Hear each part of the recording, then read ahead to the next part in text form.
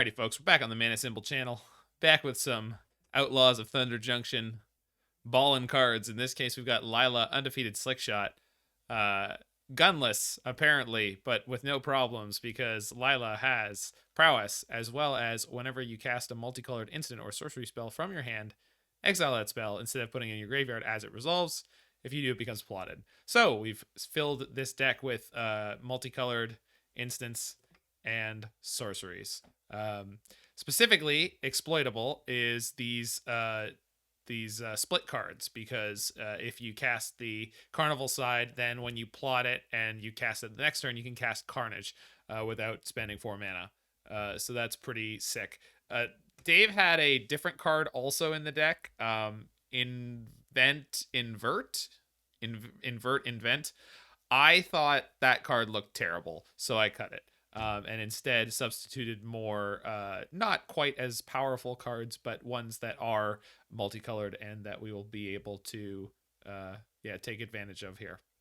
And we're also playing Torrential Gearhulk and Magma Opus. Of course, the achievement unlock for this league is to have a Lilah in play and cast a Magma Opus. Then we will get to cast another Magma Opus. Not if you flash it back, because... Oh, hold on. Actually... Yeah, these are both replacement effects, so it's possible the way that MTGO is going to process it. They both go to exile. Exactly, so Lilah should be able to plot it if you flash it back off Gearhulk. So we'll find out if MTGO agrees with me. As a judge, not currently active, but I believe you should be able to exile the... you should be able to plot here. So Sneaky Quetzalcoatl knows for a fact that it works with flashback. That's good to know. Anyway, we've got Ill-Timed Explosion as a board sweeper because we've got a large number of expensive spells. I threw in some Prismari commands to kind of grease the wheels here. We've got some Torch the Towers. I threw in some 3 steps ahead. In addition to being a reasonable counterspell, you can also create a copy of a Torrential Gearhulk. So that'll give you a trigger. So that's pretty good. Also, this has the ability to draw 2 cards and then discard a card, which you can throw Magma Opuses in the graveyard for Torrential Gearhulks in the future. So probably nothing much more to say.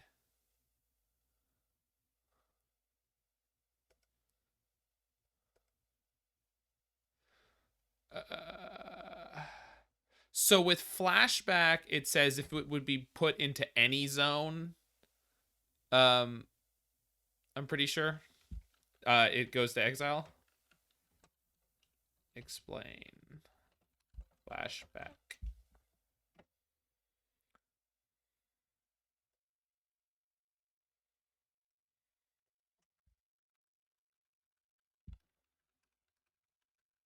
Well, we're already off to a great start with mana, but I'm going to keep this because things are castable. Might be against mono black. If they have a turn 2 Waste Not, that might be problematic, but if they don't... Alright, we're already growth spiraling. We're spiraling. I don't see the synergy with Lilah here. Doesn't she explicitly say from your hand? Probably, so I was likely mistaken about talking about the things from exile or from flashback because... or casting off the Torrential Gearhulk because I didn't read that line because I just assumed it didn't have that line.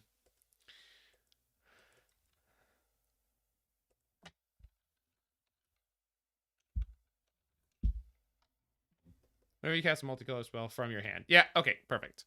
So it won't work with Gearhulk because of that reason, not any of the other reasons.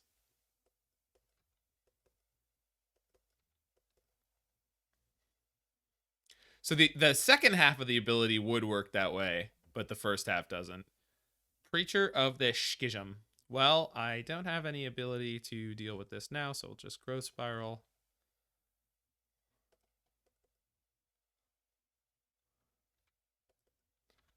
Hopefully we're able to find one of our ill-timed explosions. Well...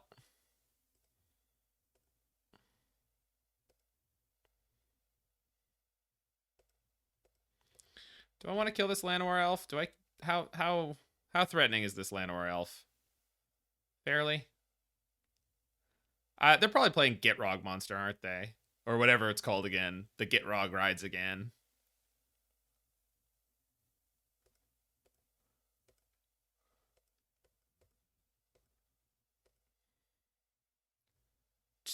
Chasm? To Chasm? Okay, I'm glad I know it's pronounced to Chasm now. Why would we draw ill-timed explosion at the correct time? That would be anti-flavor. That's true. I have definitely looked on top of my library and found the ill-timed explosion that would have saved me in other matches I've played. So, also might be Golgari Vampires by Doomwake. Okay.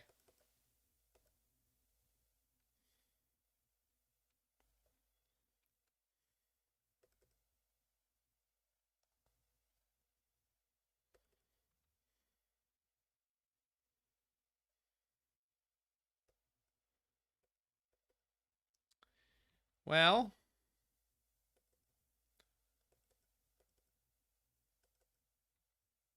if we find a Torrential Gearhulk, we're going to be in business.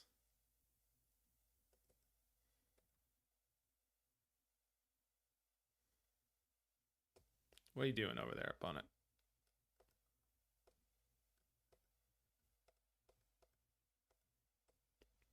Bring on the pain.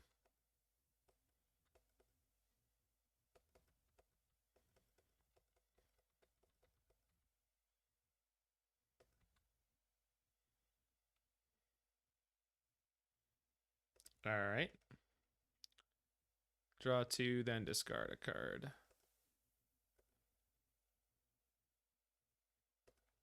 All right, now we're talking.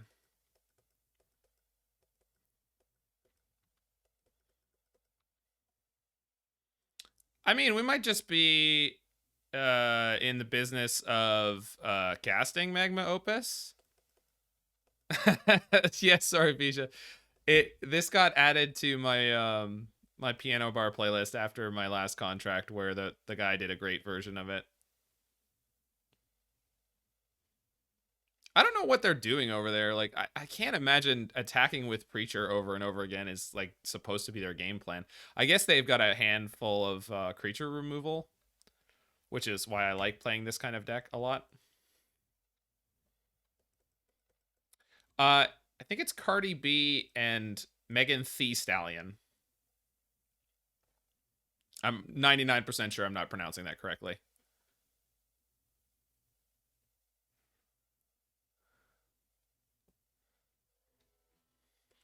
A Ripper? You think so? The Huntsman's Redemption. Okay, this is what I was expecting to see based on the previous time I played against a deck like this. Isn't it Timothée? Like, because it has an accent on the end of that. Wisconsin? That sounds funny.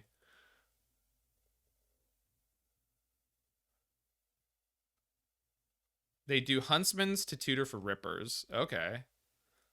Okay.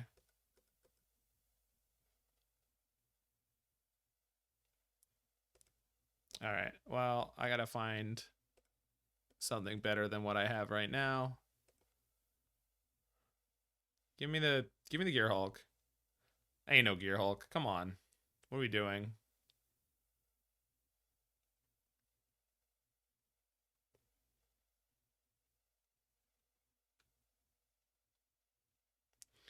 Well, I need at least one of these lands. Just having trouble finding business here. No, but the Piano Bar Entertainer did. All right, so next turn, I've got Hardcast Magma Opus. So...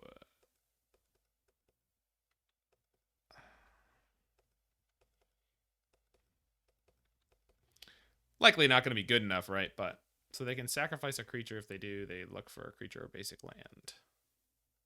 They elected to not. Fair?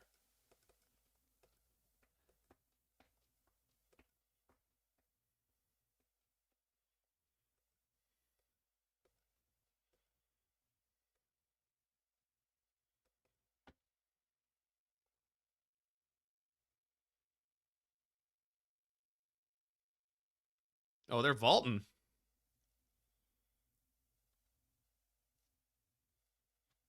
Think we might be stone cold dead, no outs? I disagree, but I mean, like, they're not doing anything super threatening here. In fact, I'm just gonna torch this thing. Get out of here.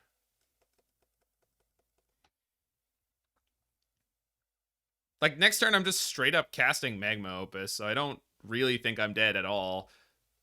I can imagine I should be, with the 7 cards in their hand. But until they show me otherwise.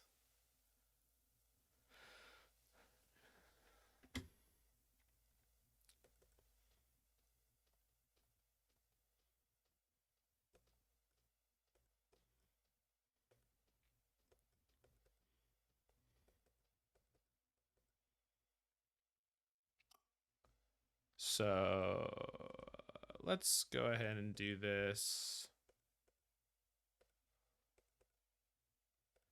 Because we might end up with a better Stone Cold Dead to a Ripper. Okay, but they haven't done that yet. Like, it's not... I'm not going to be worried about a thing that hasn't happened and theoretically may not happen at all.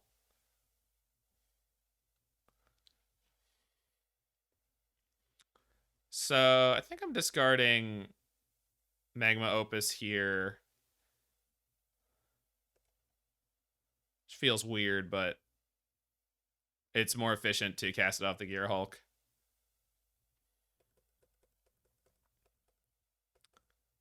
Can't imagine they have an instant speed way to remove it.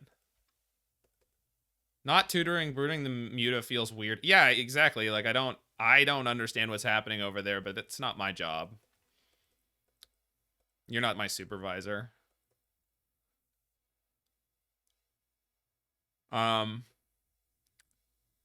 If I do this during upkeep, I can torch the Preacher. They can make this into a 5. Then if they have the Gitrog, they can sack the 5/5 beast with Tramp. I don't think any of that really matters that much, so let's just go upkeep. We're hulking, baby. Yeah, that's... Cling to Dust is technically possible, but I just can't imagine that actually happening. But yeah, I mean, it's totally reasonable. It's a very playable card right now. So that's the 4 damage, and I'll tap your creature lands. I'll tap your beast token and your hive. Because Lair requires a lot of mana to be pumped into it, and... Oh, I'm going to draw 2 cards. Let's see. Oh, okay. That'll be nice if I draw a single other spell. I guess they could boot up their Lair for, what, 3? And then give it +2... Okay, so really, it's... Oh no, their beast token. It's so swole. Fatal Push, sure. You got something to say about my Hulk?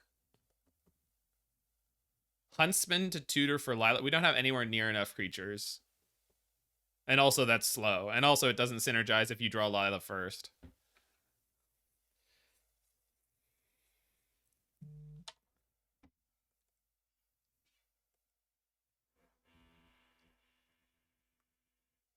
No, I know it makes a creature. A creature can get fatal pushed, and then the rest of the card does nothing. So, yes, I understand that Huntsman makes a creature, but it's not... You need to have more creatures in your deck for that to be a relevant action to take. So this is just like Demonic Tutor. We're looking pretty dead. They had an out for my large creature. And unfortunately, we didn't draw enough off of it. But, oh, I mean, 2, 3, 4, 5, 6, 7, 8, 9. We're 1 short. 1 short. Oh. Well, there's nothing for it. So let's play a tap land, pass the turn. We got Magma Opus. Who knows? Maybe they tutored Mutavault. I'm not... No, they have to reveal it. Right? No. Wait, what? This is a, like, $3 Dollarama red cannon that they had. No, they didn't tutor at all. Oh, you mean with Pillage the Bog? Sure. Okay. That's it? Okay.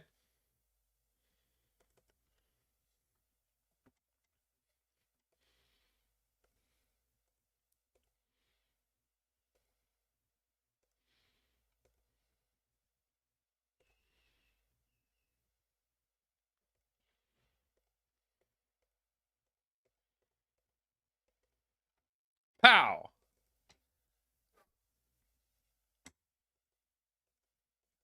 I'm just casting Magma Opuses.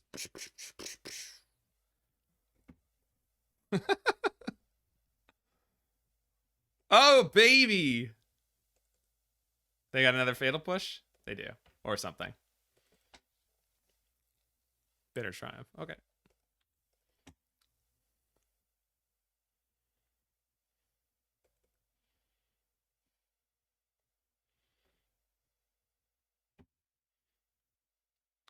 A target. Of course, it's not really... Oh, yeah, that's what I'm talking about. So 3 + 1 + 6. Yeah, I got it.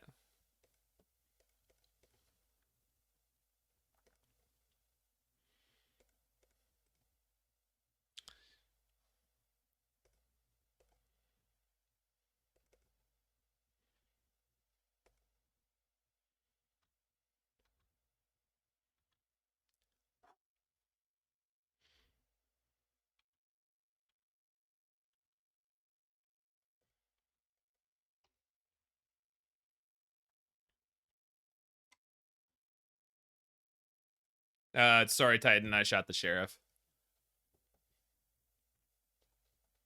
Now, where's that deputy? What is this? Is it Gitrog? Nope. Vein Ripper. Okay. So I can't counter that with...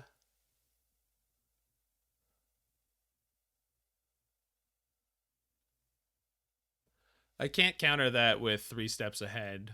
Pretty sure. But what we can do is tap the beast, tap the Vein Ripper, sacrifice my Lilah, drains me, but then I Carnage them, and yeah, we point the Opus at their head. I think we're okay to just win the game from here. Yeah, exactly. That's the plan, Shauna. I don't think they have a 1-mana answer for Gearhulk.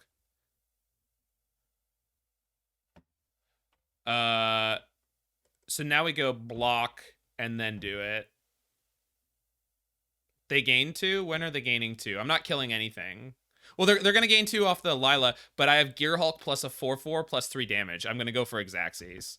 Unless they have a Fatal Push. But we do have 3 draws at other things. So we should be okay.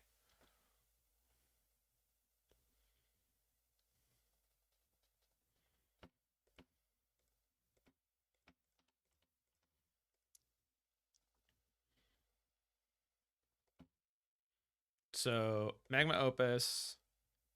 Oh, no, I have more than enough damage. Yeah, we're good. Because we go 4 there. Then we go, so that's done. Tap, tap. Ward trigger. Yeah, we're good. Sack that. Yes. Yeah, we're good. Should be Xaxes here. Oh, we have more than enough. Carnage. Right? Oh, game's locked up. Yeah, we overkilled them. Yeah. And I could have drawn 2 more, found another Gearhulk. So they're definitely going to attack our graveyard on this next one. My sideboard contains no cards that kill the card specifically Preacher, or what's it called? Preacher, something of the Schism? Stupid 3-drop.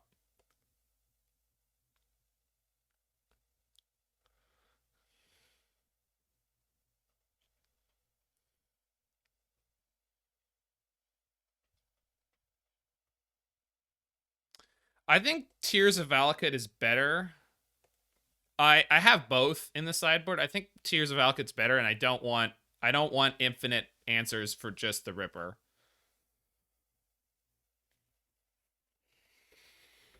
Maybe a graveyard hit if that's a thing they have. Sorry, if a thing that they have is graveyard synergies. I did, Daiko. I did, and it's really fun, and I'm hoping to play it again later. Don't they play Hearse too? Oh, so you want it as an answer for their graveyard hate? I suppose that's totally reasonable. Got it. Got it. I feel like we just didn't see enough of their deck on the first game there.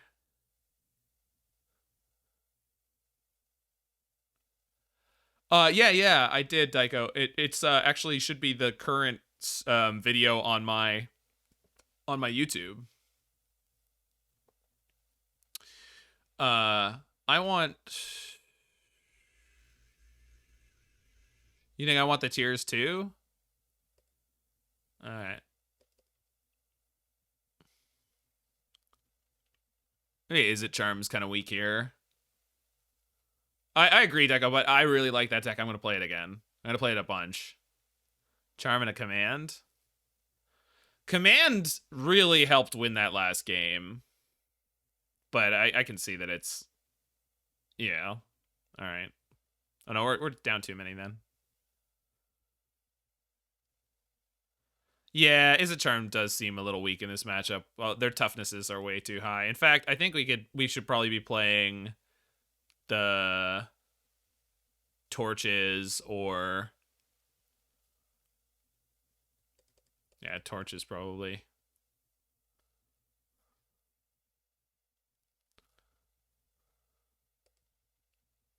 Yeah. But yeah, I really, really like that deck, Daiko. So I'm actually like fighting to not play it all the time right now because I want to be playing it all the time right now. I mean, I guess we'll keep this. I'm probably going to get discarded, right? So it's... I don't think I can't imagine that this is... Yeah.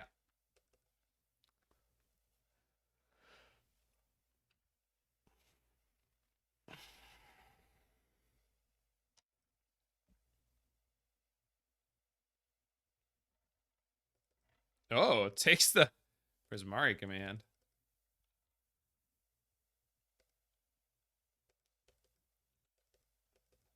I've seen a Waste Not Transmogrify deck. Looks sweet AF. Ooh.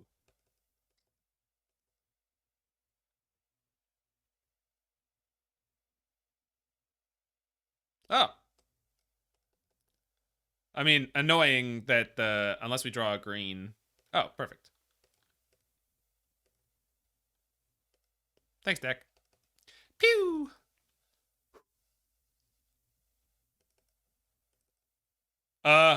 Opponent? Boy, they really could have done something about that. Here comes the Preacher. Yeah.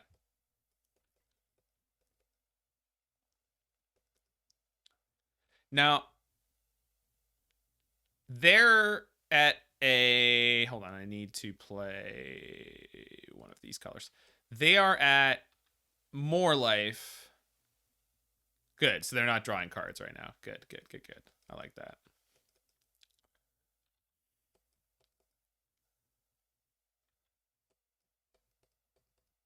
So they're at less life. Yeah, there we go.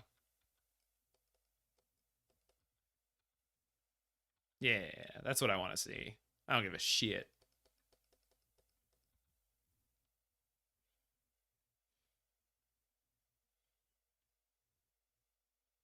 Pillage the Bog plotted. They could play it for 2 mana, but they prefer to plot it for 3. I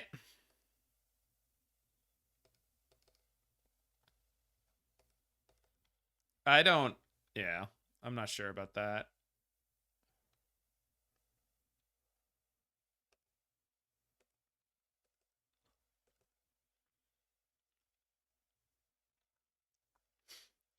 When I was, did they do Soaring yet? They have not.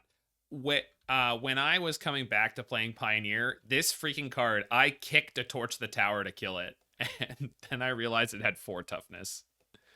It was the most embarrassing thing that ever happened to me, not on stream. It's pretty obscene, Titan. Like, the funny thing was that there were 2 benchmarks in the format for toughness. There was 3 and 5, right? Like, Shieldred was the thing that determined that everything was supposed to be 5 toughness, and the cheaper things needed to be 3 toughness so they didn't get bone crushed. It's a Vanishing Verse type situation. Yeah, I guess so.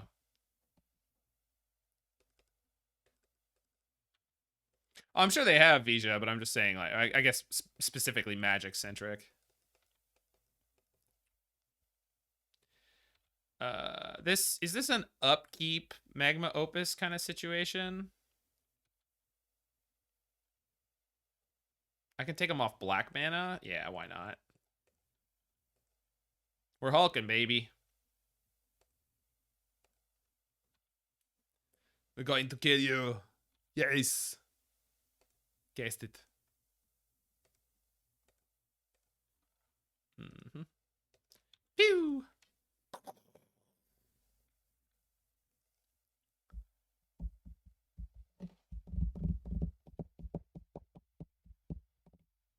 Okie dokie. Push my token, sure.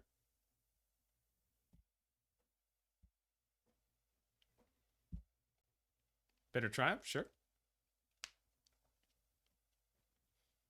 I went up a lot of cards there.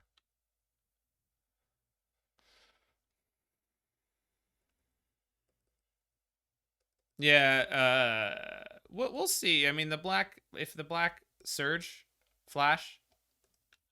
Why can't I remember what these things are called? Black and red flares, edict and fork. Fork seems like it could be really scary, right?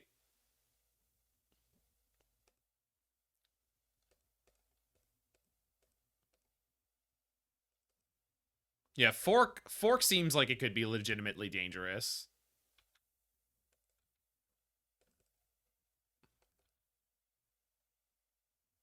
Might be decent in goblins. I feel like it's gonna be some combo deck like Belcher. I feel like I mean, it has to be a red creature, right? A red non-token creature. Well, that's yeah.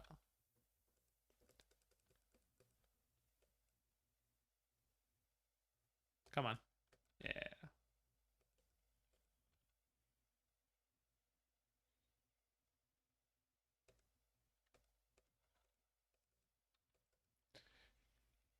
These cards don't have a mana cost. Well, I would imagine that the red one is 3. I would imagine that the red one costs 1 red, maybe 2 in red.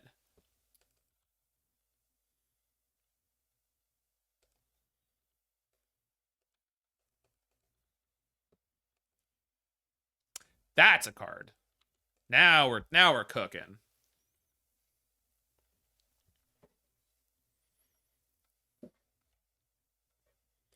What are you forking goblins? No, that's the thing is like that's why I don't think it makes any sense to play it in goblins, but like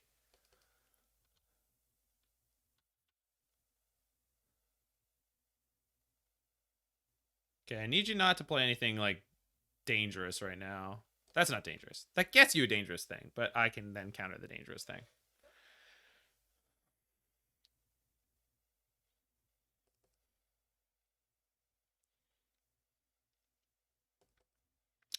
Yeah, we've got more time. Whew. All right, there's 3 steps ahead. You got some lifting to do, baby.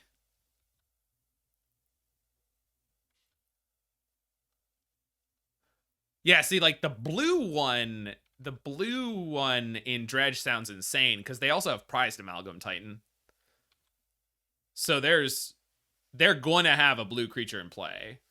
So that's pretty unacceptable. Perfect.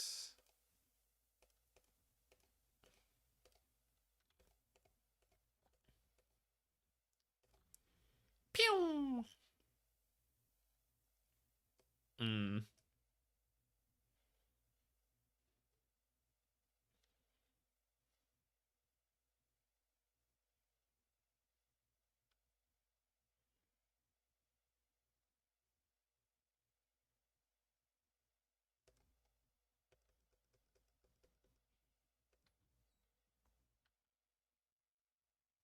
Ah, okay, now we're cooking.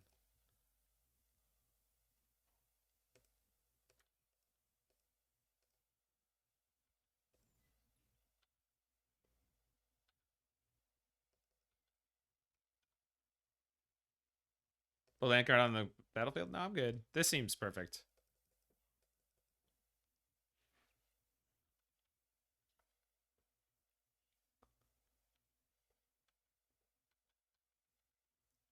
So if they attack, it means they have a Fatal Push in hand. I'll take the hit for a turn. Since I have a counterspell.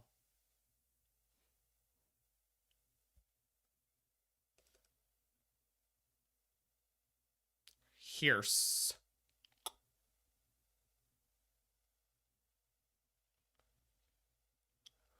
think that's okay for now. No, that's going to get really big, isn't it?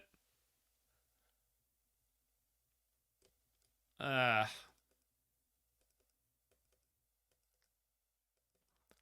think that's got to be okay for now. Oh, we definitely care about Hearst, but I think I just have enough answers that it's not a problem. This is annoying, but okay. The facts of the matter are, like, we need to draw into certain types of business right now, and I don't think I can waste any of the resources I have on dealing with the hearse. I need a Prismari Command. See, now that's a draw.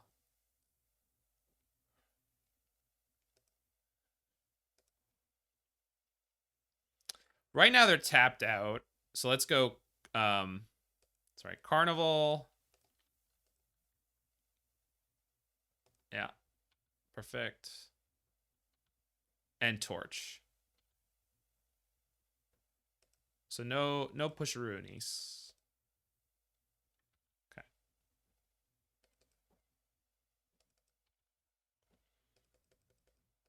Okay.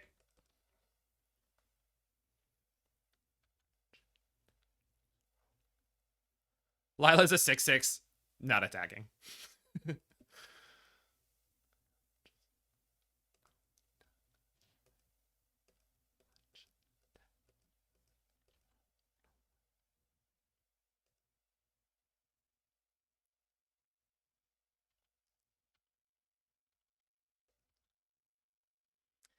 So, do I want to 3 steps ahead? You would have attacked there? Okay. Do I want to 3 steps ahead their Fatal Push? No, I could take 1. I can go to 4. It's fine. 4 is fine.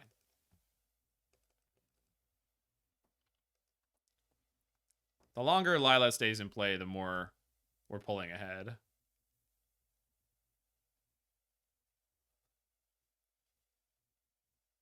Keep tapping.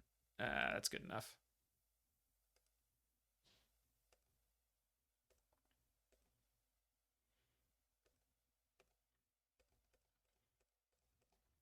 Pew!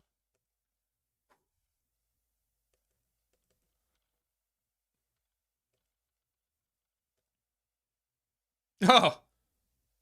Okay, but now, well, no, because when they activate Hearst, that's when we'll Gearhulk them.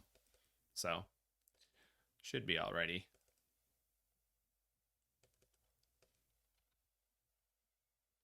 Not like we're blocking. Yeah, well. So let's take all the cards out of their hand. Wait, hold on. Yeah, Carnage is the card I want. Smack! Alright, now we're gonna attack. Crack him in the head.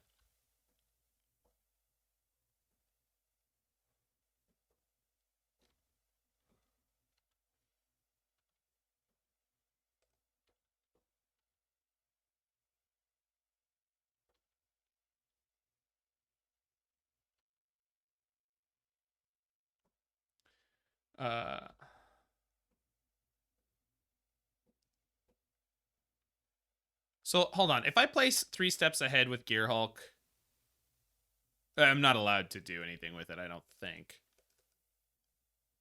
Certainly not gonna be the time to find out.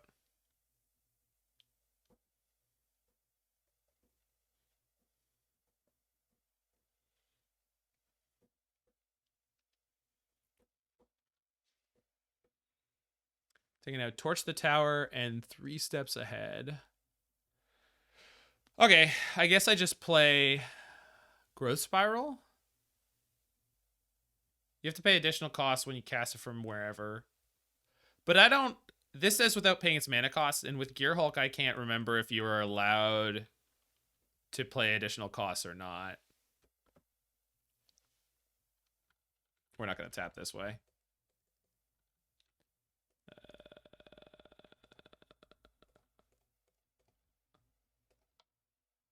You are allowed to pay additional costs. So if I 3 steps ahead, I can copy my Gearhulk. Let's try it. Perfect.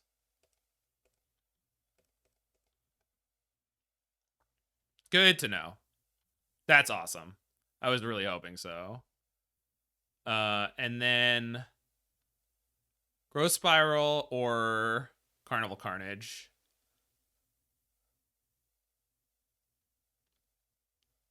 Carnival Carnage.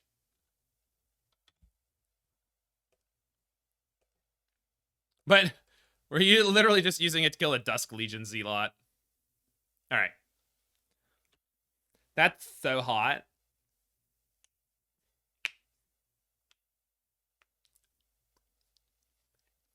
Ha ha! All right. We're doing stuff. All right. What was that 6 mana Ultra Cryptic command? Because I think we just found the better version of that card. I'll be right back.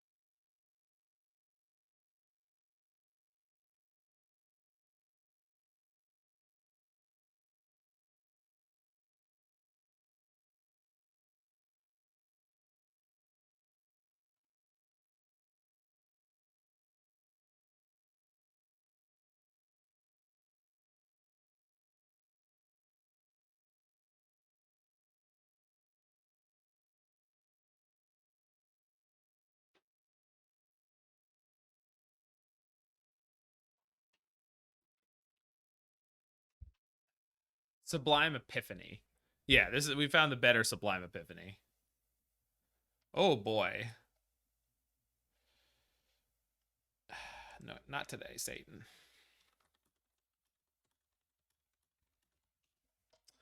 I'll say yes to Satan on this one. Remember, kids, say yes to Satan sometimes. It's very important.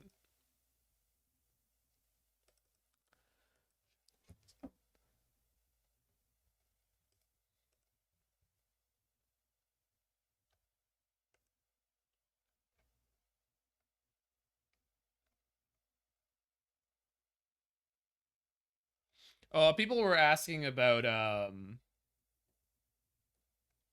potential new Magic cover songs. There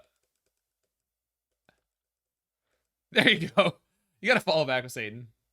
One of the ones I really wanted to do was a little bit country, a little bit rock and roll, but it's I'm a little bit aggro, I'm a little bit hard control, I'm a little bit mid-range, and I got a little bit of combo in my soul. It works really perfectly.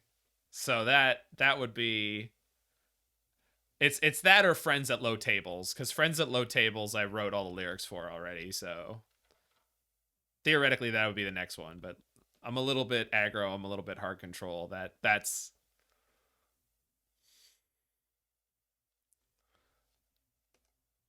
more vampires. Okay. Yeah, we hit. Yeah. I'm a little bit aggro, and I'm a little bit hard control. I'm a little bit mid-range, Got a little combo in my soul.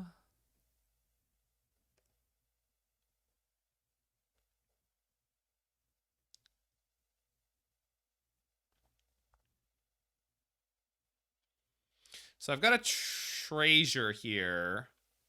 So I'm getting like mildly close to casting this Magma Opus, but also I need something to discard to ill-timed explosion if I need a big board wipe, so.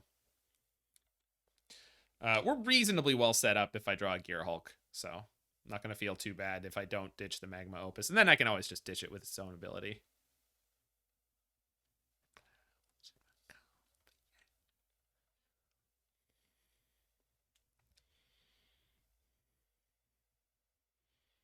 But yeah, little bit of aggro, a little bit hard control. Clouds, Froggerman. But yes, it's a lyric that a lot of people don't remember from You're So Vain. I kind of want to just draw two here.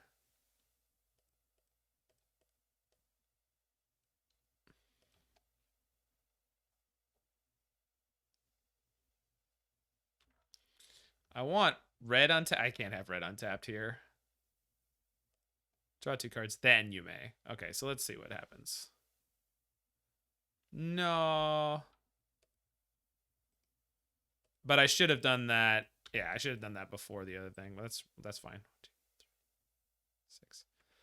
Next turn I have 7 mana. Currently I have nothing to play, so that's a little sketch.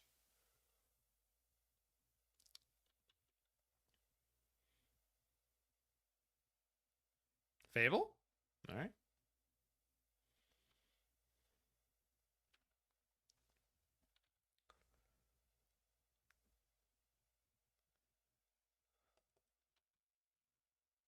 Ah!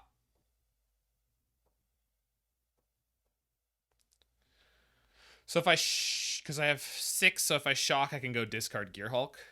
Okay. Feels like a upkeep because I want to keep them off of 5. No, Vein Ripper costs 6. This is fine. Okay. We're good. I agree with you, Daiko, but I just think, like, because technically it's supposed to be a duet, but I was thinking of like other ways to do it, and you could just do it. You could do it with additional voices. Like, it's not just Donnie and whoever Osmond, Donnie and Marie Osmond. It's Donnie, Marie, Johnny, and Spike.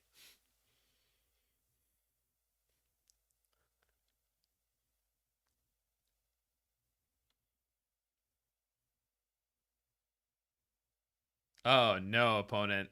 I don't think this is gonna go how you wanted it to go at all.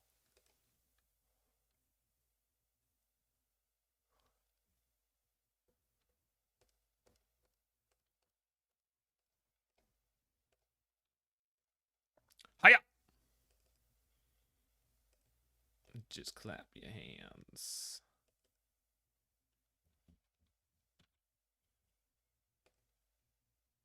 Two.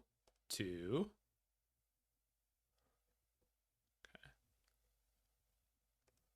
Tap these things.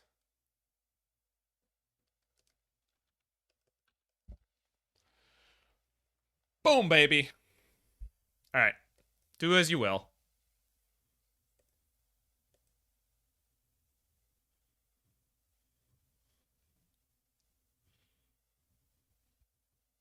Takes Izzet Charm. Did not float the mana off their lands.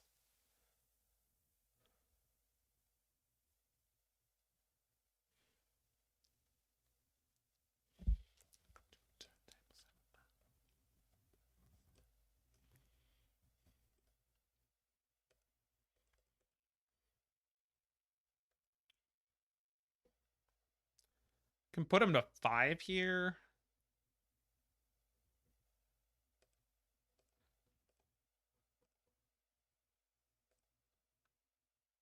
Probably just cast the ill time to draw again. No. Okay, cool. So I definitely have mana for the second Magma Opus this turn. Let's just smash in here.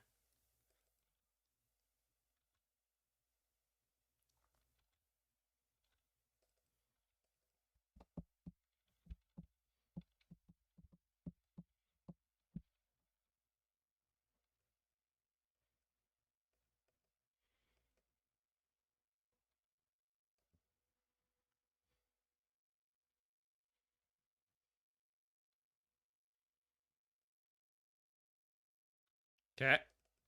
So they get the blood token here, which is theoretically relevant.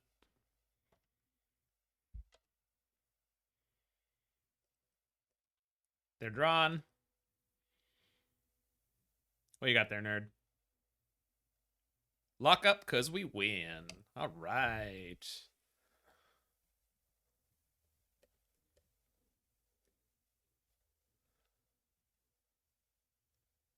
We doing pick your poison again to beat hearses? Or I guess ley lines. I probably want these.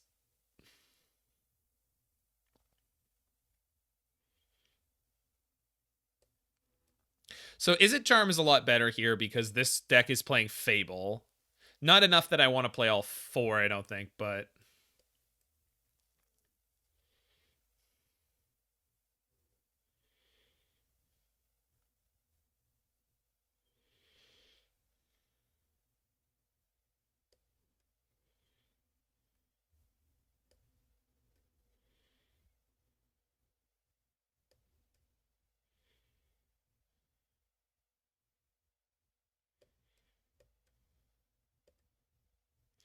I guess Anger is a lot better in this matchup.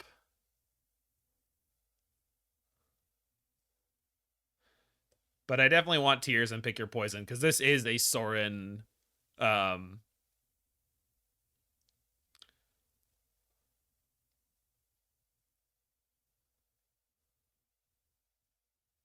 This is a Soaring Vein Ripper deck. So I guess it makes Izzet Charm better too.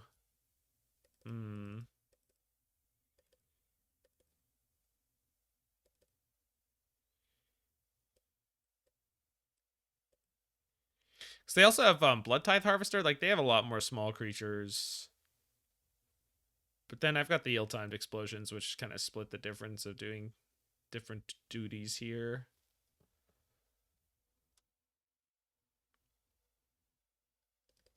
Okay. There we go.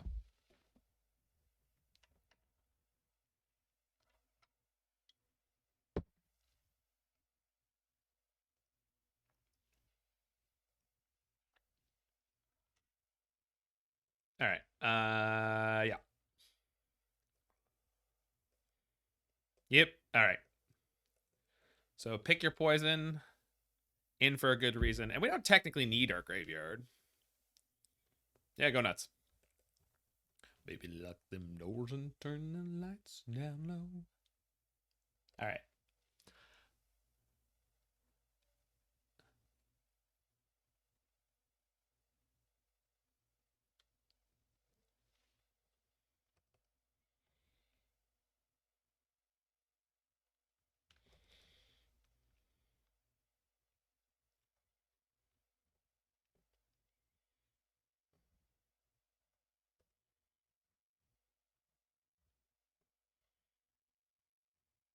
I think they're doing a lot of reading here.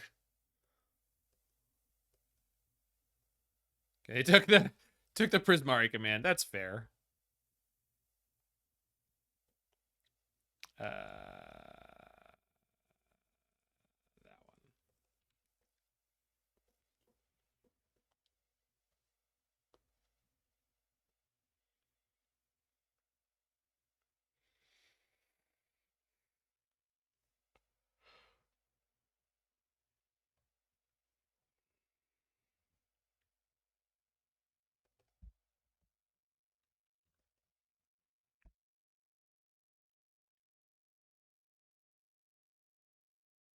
Oh, getting frisky with the Thoughtseize.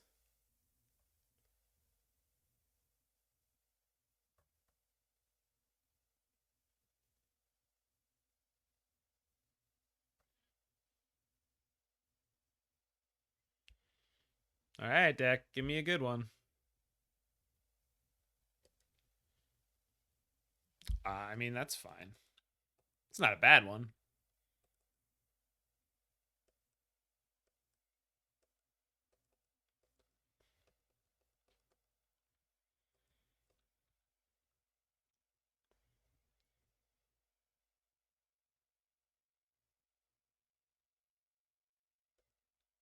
Yep.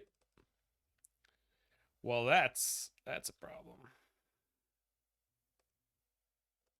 I could double Carnival this thing. I don't think that's actually a good idea, but well, maybe it is. Nah.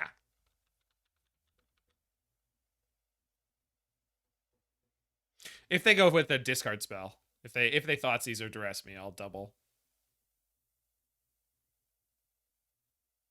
TK.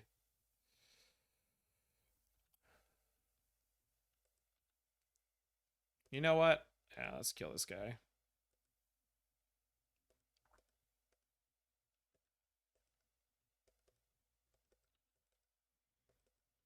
All those Izzet Charms I left in my deck, where are they now? It's like an Otawara, the other one. Problem is, then we got a Flip Fable to deal with, and I got nothing for it.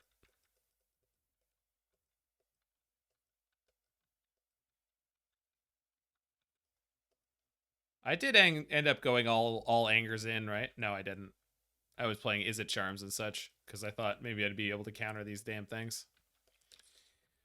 All right, game 3. Definitely want the Anger of the Gods.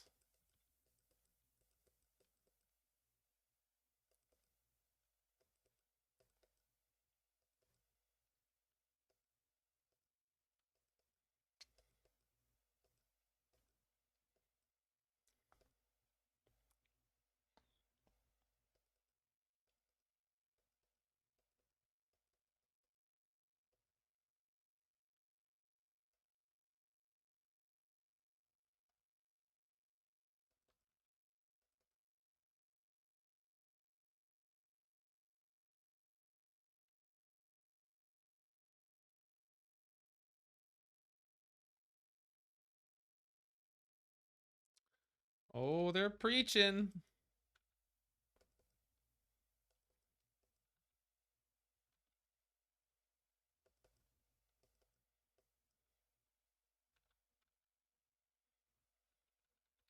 At this point, I'm just in the business of drawing another ill-timed explosion, I guess.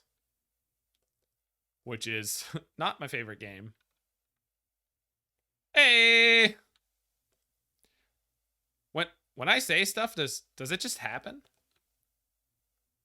There's no way I'm waiting. I know this Fable's gonna flip and they're gonna have another one, but there's no way. There's no way I'm waiting. All right. I'll deal 6 to everything.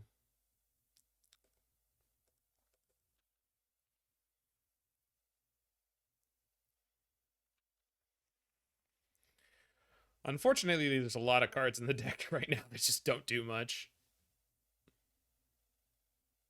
Yikes. Plus? Okay.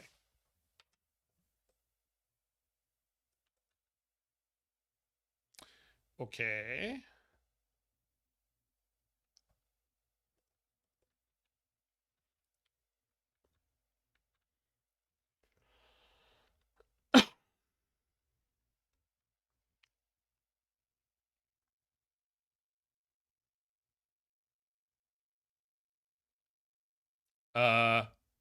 Are you about to...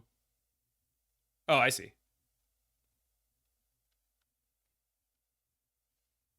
No, see, that's the one you didn't want to do, opponent. That's the one you didn't want to do.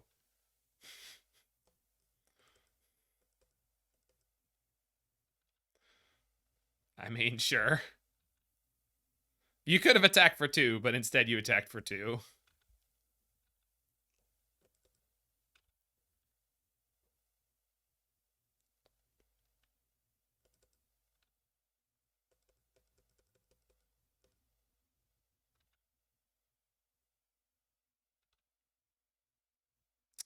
Okay.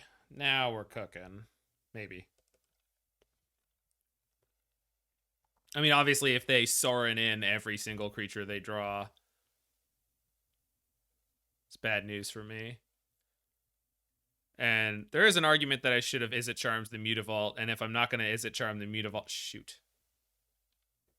Well, there's nothing for it. Hopefully we don't get horrifically punished for this. Because really don't have an option here.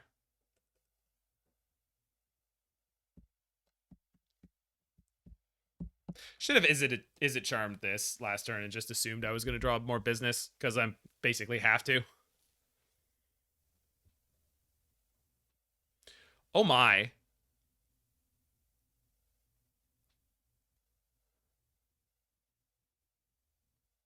But I'm getting duressed right now? No, I'm not getting duressed. I countered it.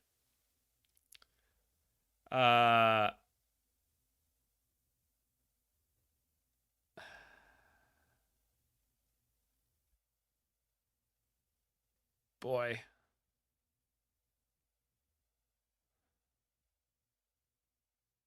Yeah, I'm aware of that, Oinkster the Pig. I mean, I was trying to draw to one of my pick your poisons to deal with it, but it...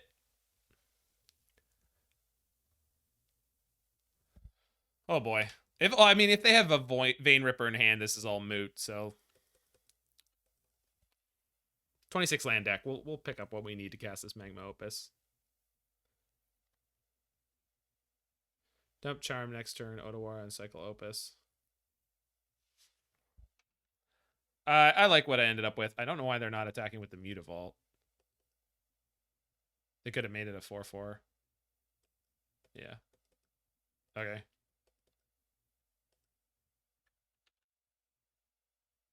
No, I'm very comfortable with the choices I just made.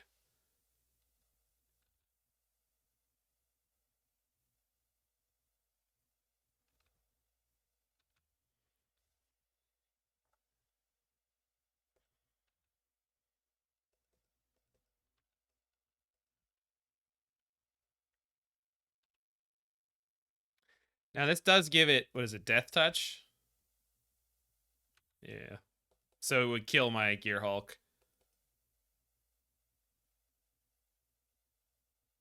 Why do they keep doing this? I guess it's not putting the reflection in danger in combat.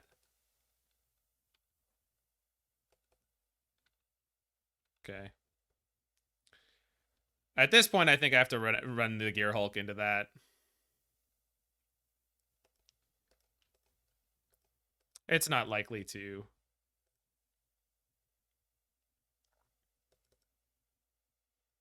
Here's my big boy. Oh, they have 2 mana. Okay, they don't have it. Good.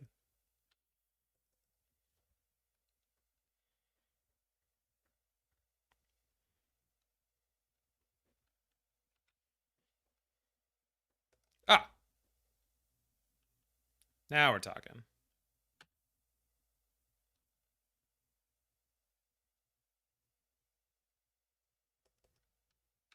So this is an upkeep Magma Opus. And we just tap 2 of the lands. Probably won't matter.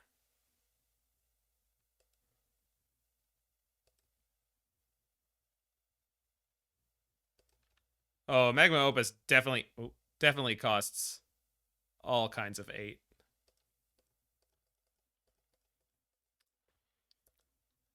It's Magma Opus, not Magma Sonata. I don't know classical music terms very well.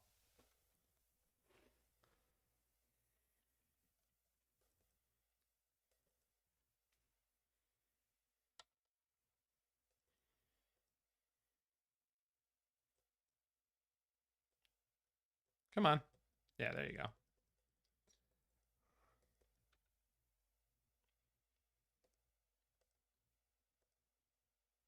Isn't an Opus just any composite? I have no idea. I don't know how that works. I'm a jazz guy. That's not what I want. Triggers. I say jazz guy. What I mean is that's my, I guess my formal training was technically in jazz, and so the historical background of jazz. No, I understand, but an opus is still a thing.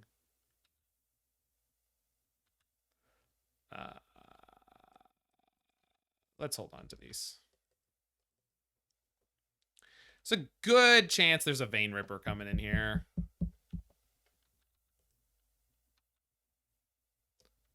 Haven't seen any of my Pick Your Poisons or Tears of Valakut, so there's a pretty good chance I should draw into one. Opponent discards Leyline and Blackleaf Cliffs. Okay.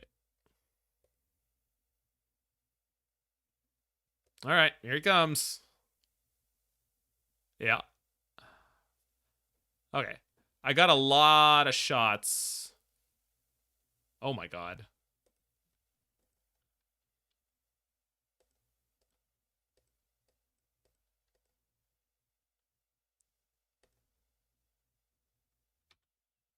Wow, Lilah triggers when it's not my turn. That is really good to know, because this is not something I knew.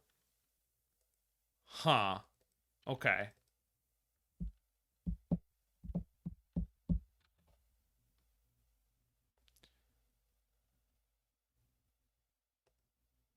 Okay.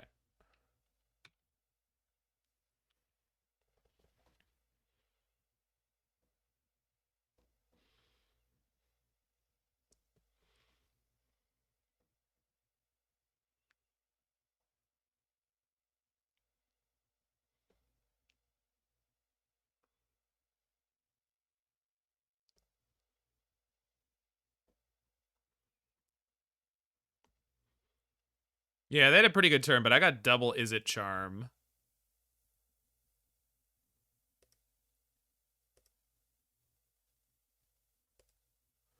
So first we'll have him sack a creature with flying.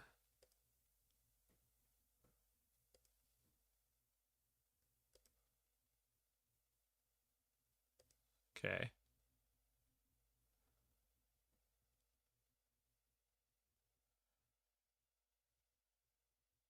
I'm going to need to leave one of these creatures back.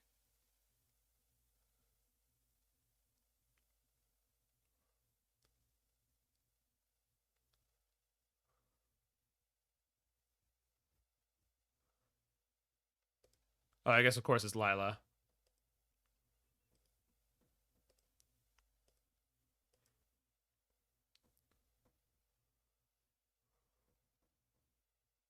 Really? Oh, okay.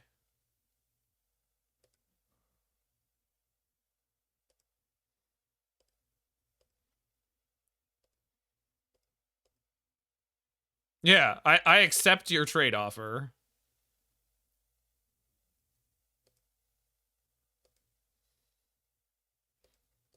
I mean, maybe they just have another Shieldred in hand, right? Like, that could be. If that's the case, I think I'm toast.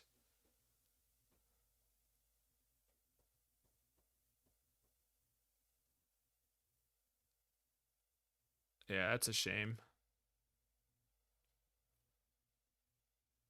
But this is okay, because even... Yeah, this is fine. Because I'm just going to crush them on the next upkeep by wiping everything out.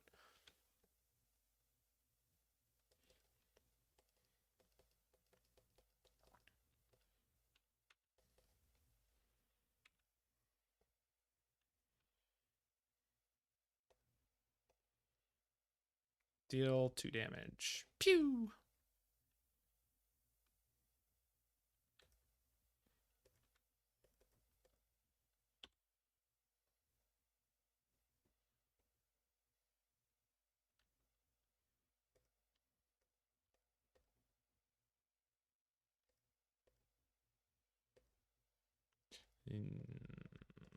There we go. Magma Opus! Second one cast this game. Woo!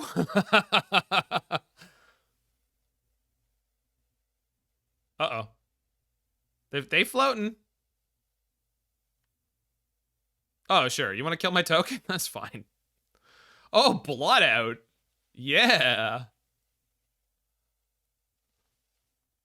No. Come on. What? All right. That's a shame. Three Magma Opus in exile at the moment. Oop. Need a blue in there. Get him, Lilah. I'm not at all, Shauna.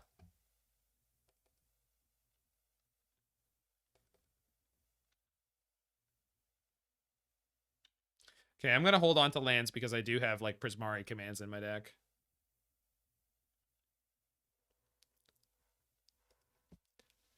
I don't TikTok. Just as a I think everyone here could have assumed that, but I don't TikTok in any sense.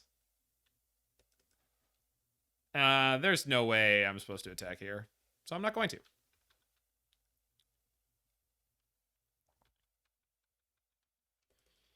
Man, if we lose this game, like that Thoughtseize they drew was completely unacceptable. Oh boy.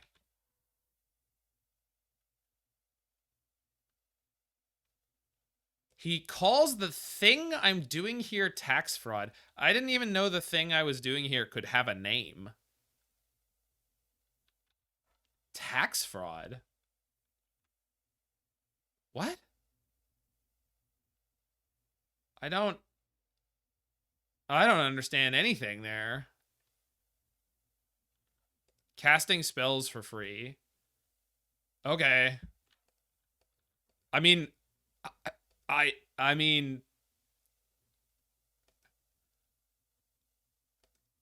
I suppose sometimes. I mean, I'm always paying an amount for them.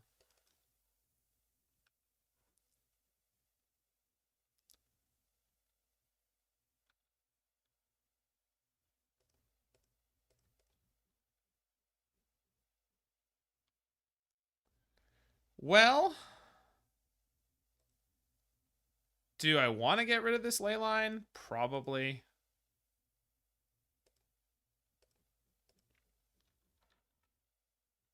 Yeah, because I got the tears if they draw the... Yeah. As opposed to paying tax, which is casting spells for more. I suppose so. As a socialist.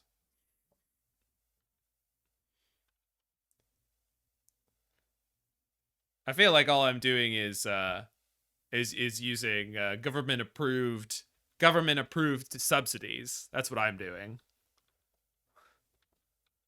Like, I'm not actually using pitch spells or anything. Everything in this deck costs a lot of mana. I would go with tax avoidance, Daiko.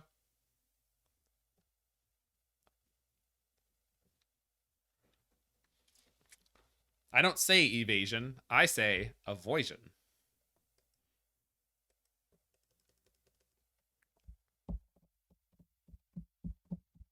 But government subsidies are tax fraud? Are they? I don't know how any of this works.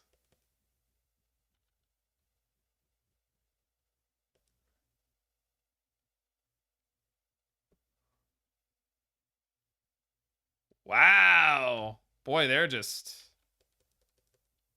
It's tax horsemanship. Yeah, that's exactly correct. Yeah. Yeah, this is going to be... All right. Living in a shrinking universe here. Wish we had a... Oh, okay. Okay. Where's our heat? Yeah. I mean, I got rid of the ley line stuff. I draw a spell, but the problem is I just have to put him in as a 5/6 beater to kill Liliana. That's incredibly dangerous. This is a problem.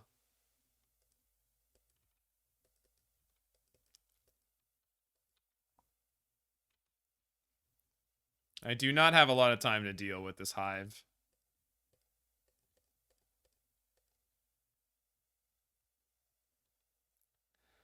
I got nothing to play. There is one more Magma Opus in the deck. That would be a great draw. That's not what I need.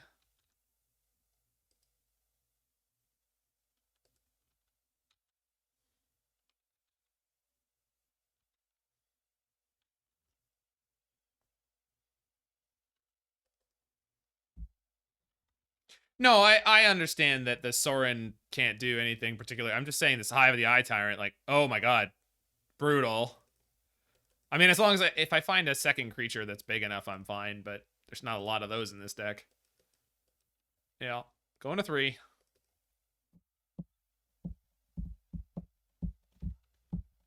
Oh no, they're gonna exile my Pick Your Poison. I think we're going to game 3 here. I think I'm toast. I can't imagine that we rip out of this.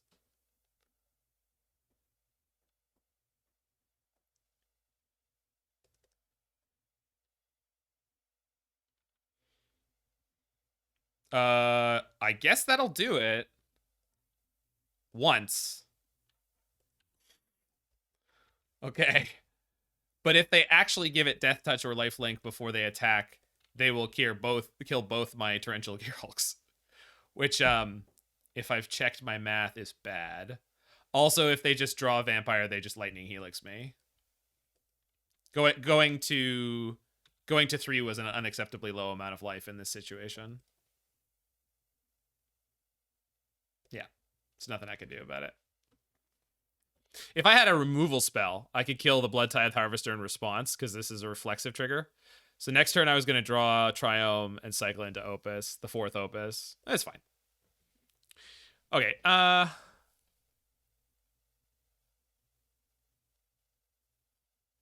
mean, I think we're okay. I think we just need to draw some things in a different order. 4 lands, castable spells. Let's go. Probably won't. Well, I mean, they might hit the ley line in the opening hand, but if they don't, then they're likely to mulligan, and then oh, they just keep. Damn. Oh, I don't have red mana. We'll be fine. Probably. Maybe not. Who knows? Yeah. Yeah, Rabe, I just assumed with my 4... Wow, they just skipped their turn. Well.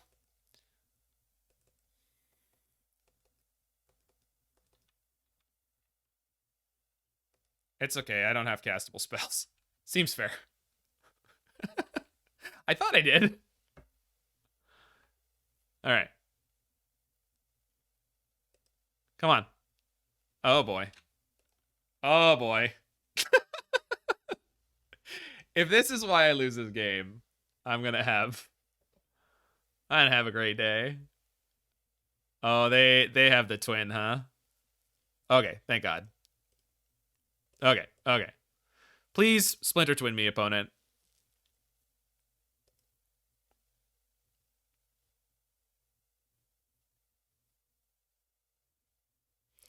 Drops of Jupiter, but it's Tears of Valakut. Okay.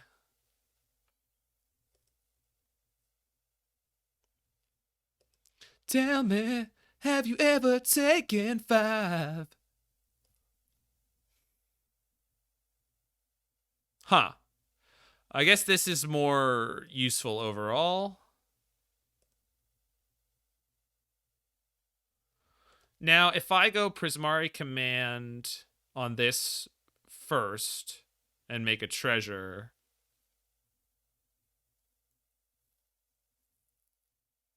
then I can, yeah, 1 for 1, 1 for 1.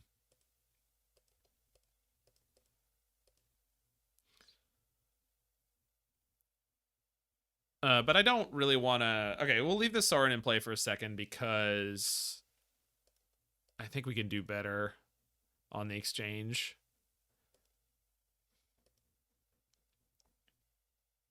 Oh no, I can't pay the ward cost. Shoot. All right, go ahead. I guess that would have been an argument for using Pick Your Poison here, but Pick Your Poison is more useful.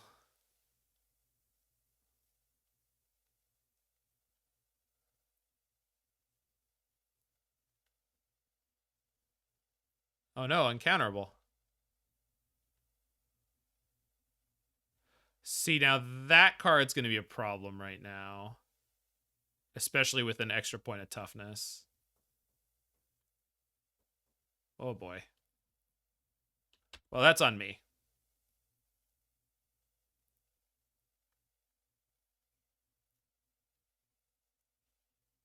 I guess it's not much of a faster clock.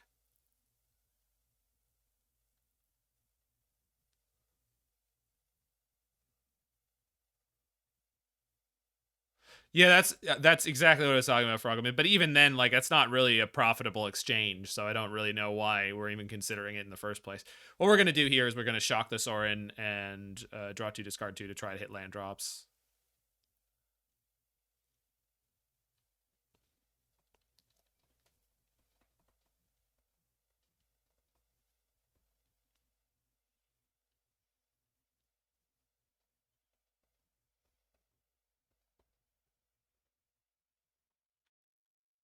Boom.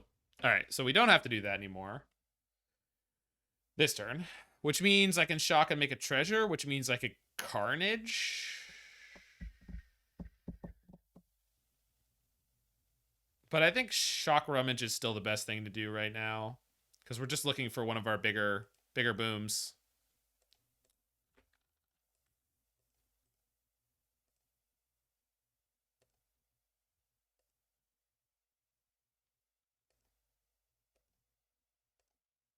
Pew! Well, I was looking for land drops. I found them.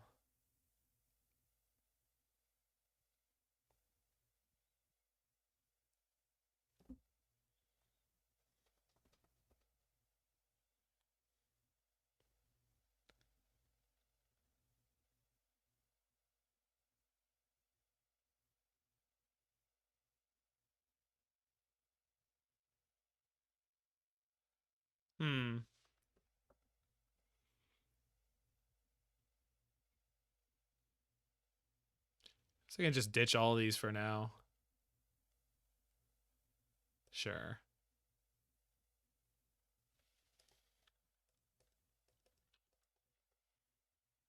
Okay. Obviously got to draw into something. And our opponent's drawing 2 cards a turn, which is definitely my favorite.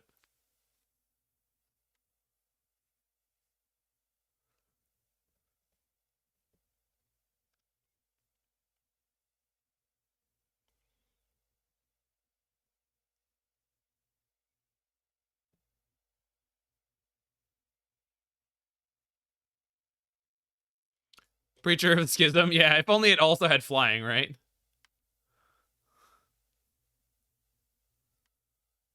Jeez, that's... yeah,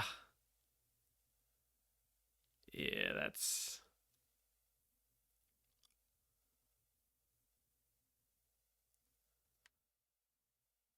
All right. At this, I think I have to just pick your poison, because at the moment, what I need to try to set up for is to be able to draw into Magma Opus. Oh boy, they got more? Jeez. Oh my god. Yeah. All right. Well, we might not be getting through this one, friends. We might not be getting through this one.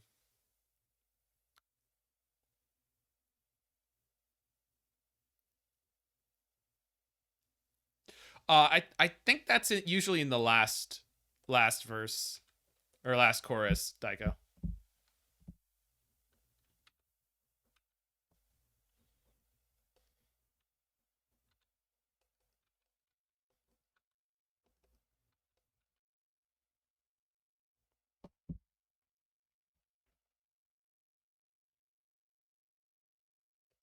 Oh no.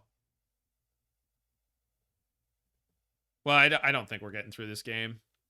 They got another one? Wow. Well, they missed the Liliana activation if they wanted it. Oh boy. Honestly, I think I gotta go Izzet Charm. I don't think anything matters if...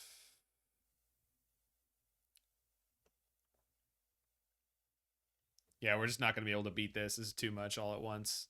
Yeah.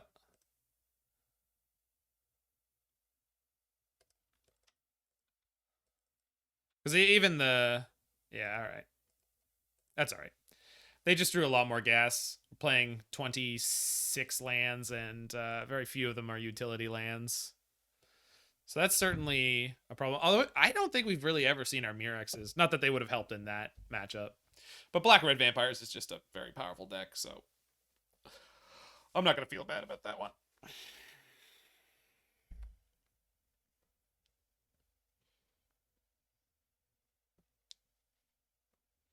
We did a punk rock version of it, Daiko, that I sang on my last contract.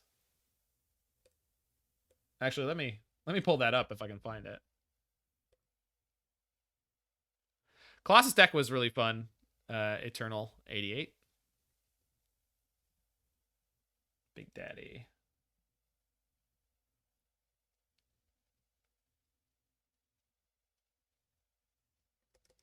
Is it this set?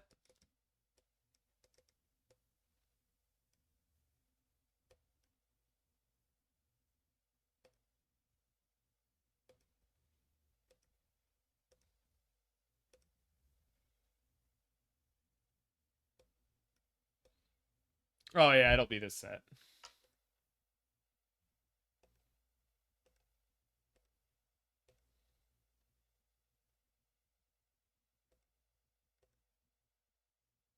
Oh, there we go.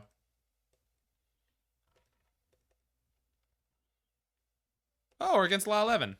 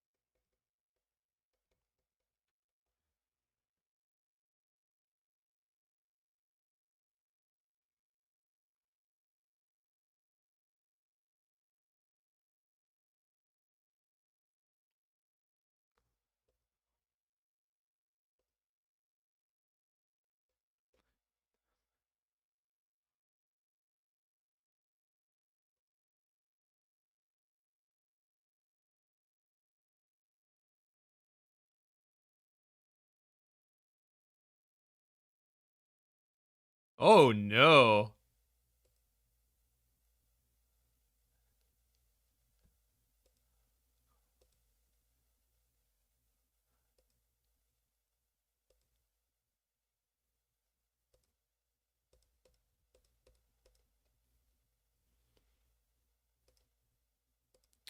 All right, so we're against Training Grounds, Blue Devotion stuff. Maybe Jace? We'll find out, I guess.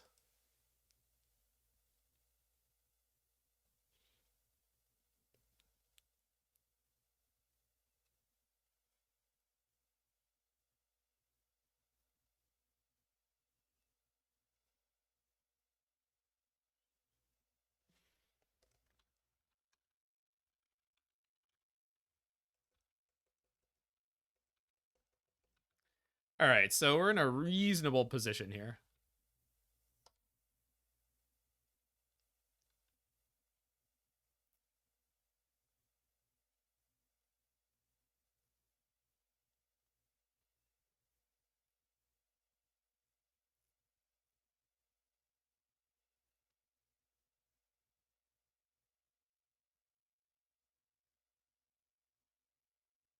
Cycles Vizier of Tumbling Sands. I've seen this out of his constructions before.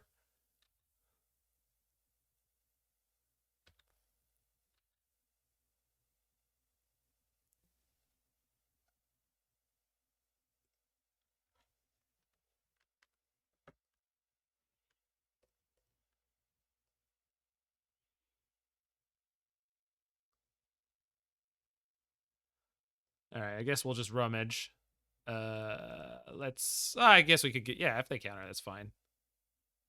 All right, that's fine. Don't need that one.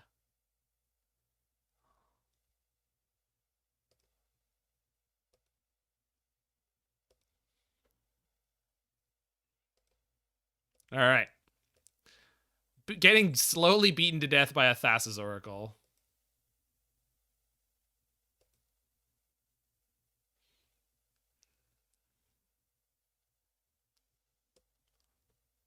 Oh, man. Well, they don't have any right now, so that's fine as long as I can prevent them from actually casting creatures with activated abilities.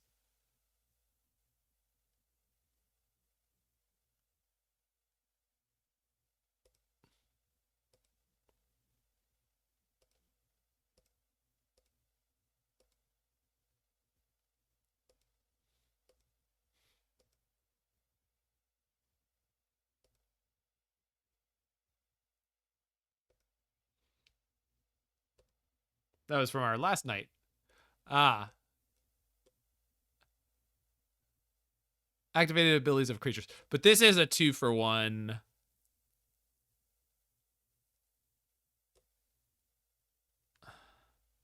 I suppose if they go to pay for this, we could Otawara it.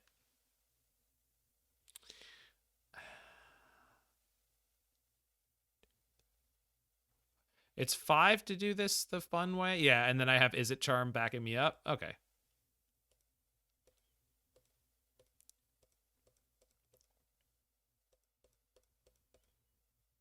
Pew! Oh, sick.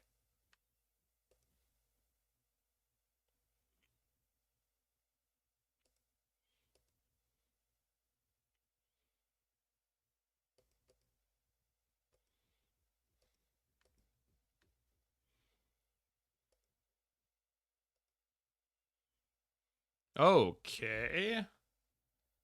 Theoretically, I found a win condition. Also, we've reached cast Magma Opus territory. And I could upkeep it, kill this, tap 2 of their lands, but wow. Okay. Here's where we find out the last card in their hand is like Metallic Rebuke or something.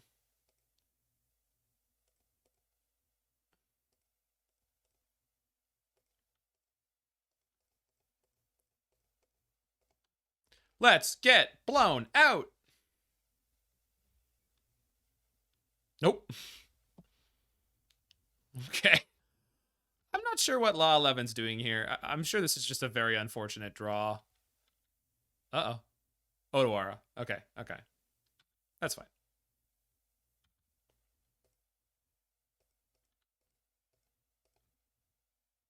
Draw on some cards.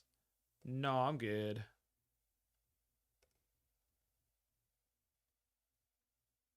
No.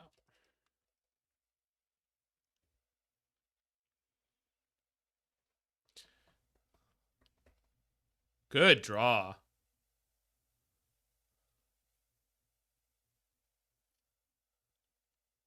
So I should have shocked. Because if I shocked when they activate, I can bounce it, so it never goes to level 2. That's all right. So they're going to draw 2 cards. We'll be able to deal with 2 cards. Because next turn I can go Gearhulk, copy Gearhulk. Which is gross. Gearhulk, copy Gearhulk, Magma Opus. Oh, they're twiddling, huh? Doing a little twiddleroo there. All right.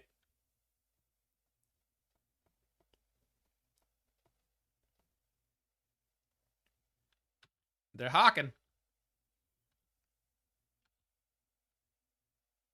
Is my deck good? That's an excellent question. I think that's what we're here to find out. Hashtag. I mean, we beat black-green vampires in the first round, and we gave red-black vampires a run for its money. So I would put this deck at least medium at the moment. I think there's certainly some things that can be done to improve it.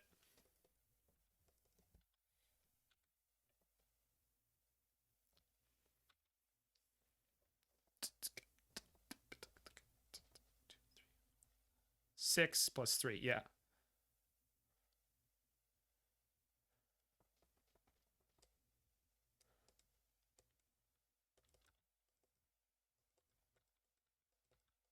Medium is the good of Pioneer because there are no good decks.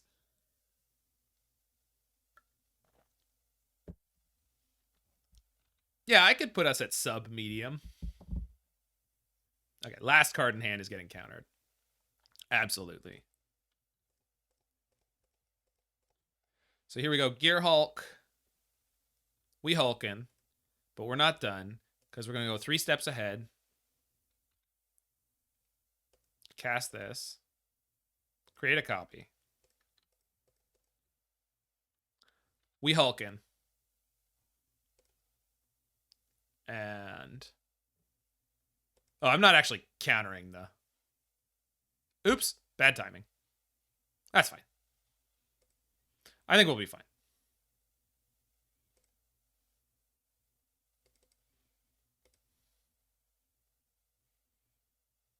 I'll tap their training grounds. Also, this Thassa's Oracle is going to pick up a bunch of counters off Proft.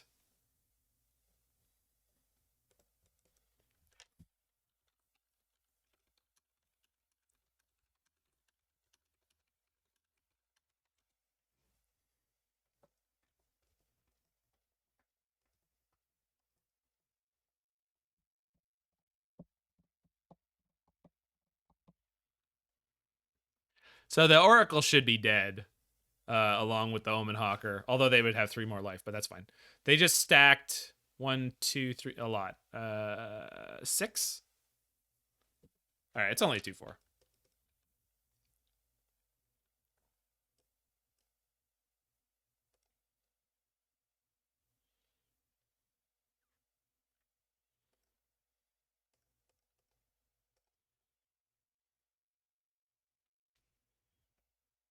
Nope.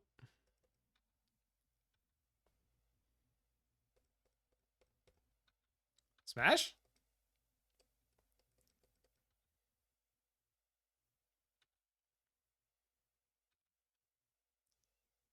All right, and if I have to kill the Thassa's Oracle, I can, but I also have the Otawara.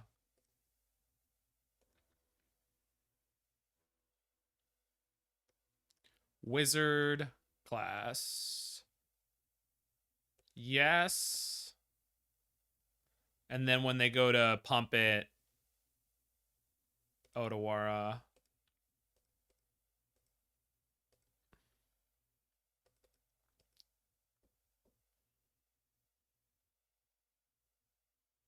Oh, yeah, they get... okay, that makes sense.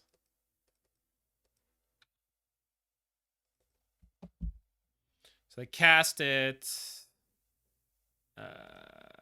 Well, Izzet Charm.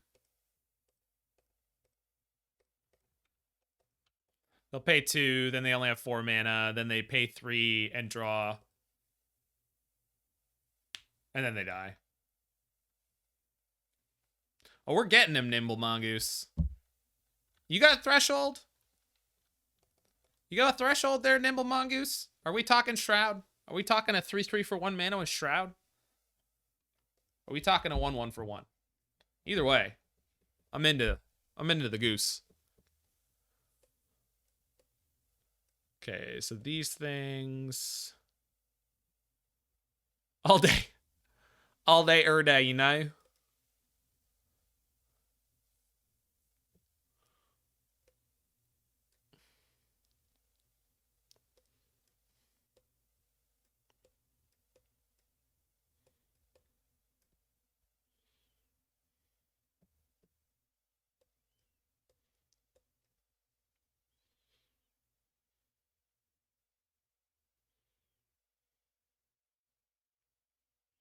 They did have a bunch of enchantments.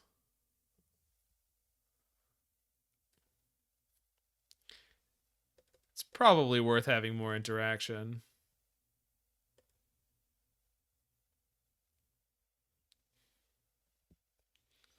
Nimble Mongoose showing up for the Temur stream just seems appropriate.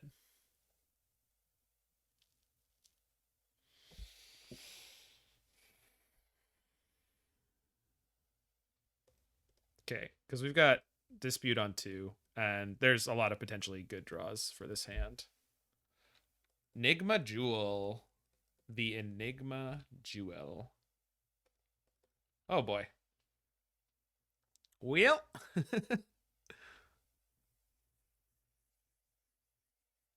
Glad I brought in the Pick Your Poisons, although I would love to draw one.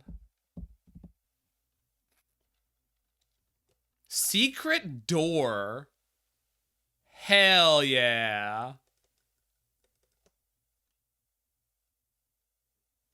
Whew. I love it.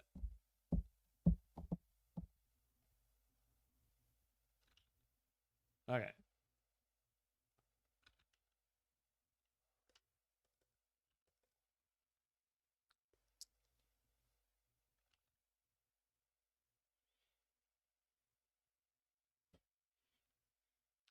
So I've got 3/4 mana right now.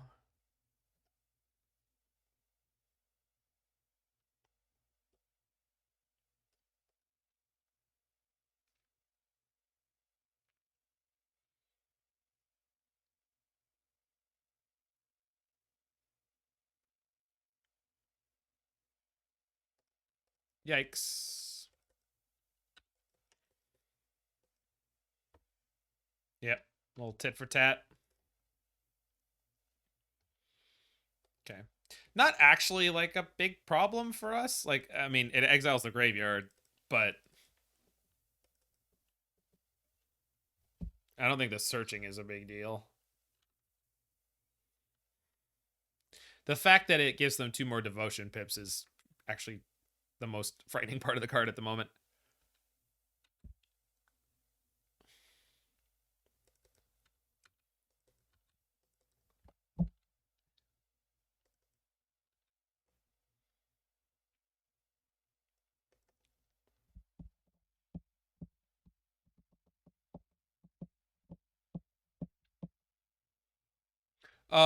I could have gone Shatter Shock with Prismari Command there. Yeah. Missing the Shatter on the Enigma Jewel was a big mistake.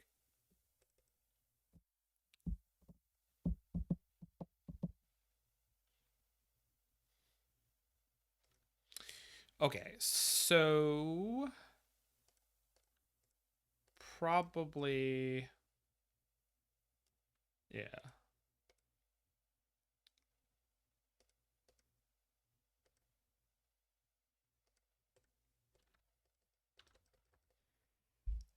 They can Nykthos in response for 5 mana. We'll see what happens.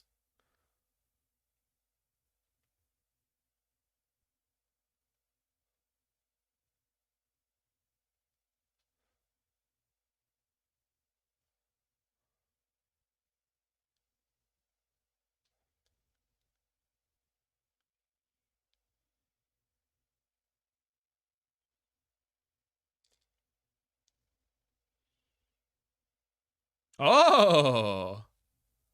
Okay. Gonna make a treasure?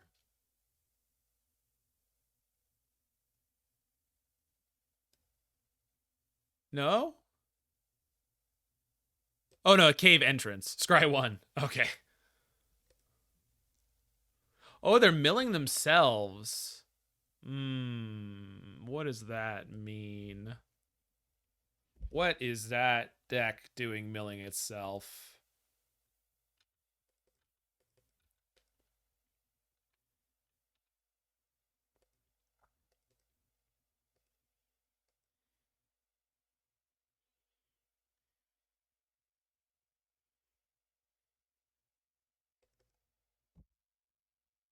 Oh, Thoracle, of course.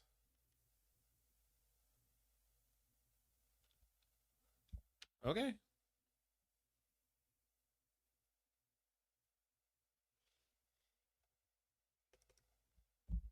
They don't have enough to...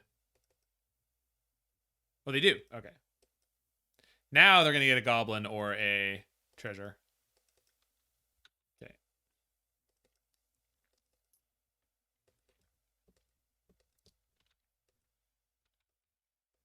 Yep.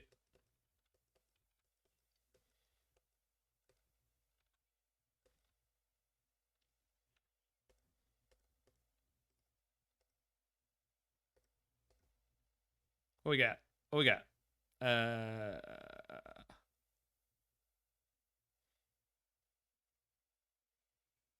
So I'll ditch 1 Magma Opus. Steam Vents. Yeah. Aha!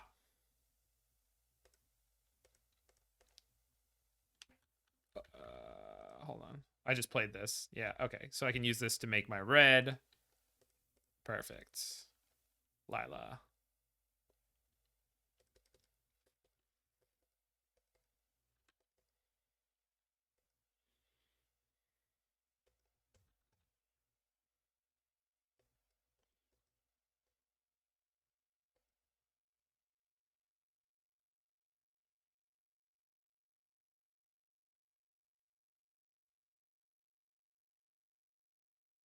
They're venturing, baby. Target creature gets -4. Oh, no. They're draining me for 1. Okay. Oh, self-milling.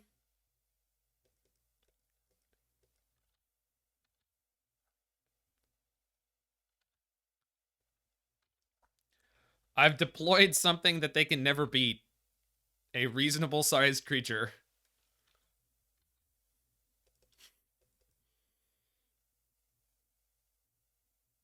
This is a blowout. Boom. Eesh.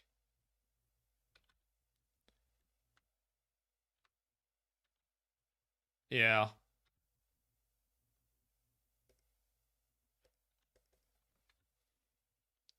If I have to, I can pitch Magma Opus so that I can cast the Izzet Charm.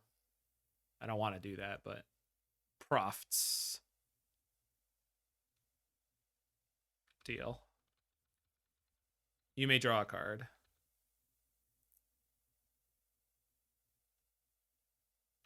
Oh boy. Okay. Their list is so sick. They're going to go self-mill again. Yeah.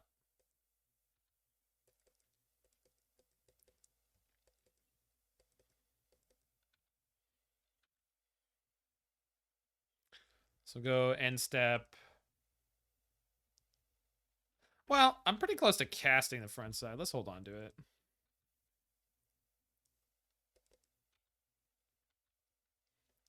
Adios and via con Dios.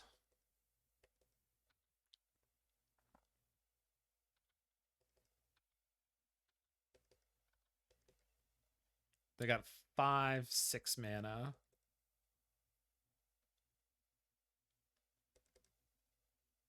All right, so they can activate Hall once.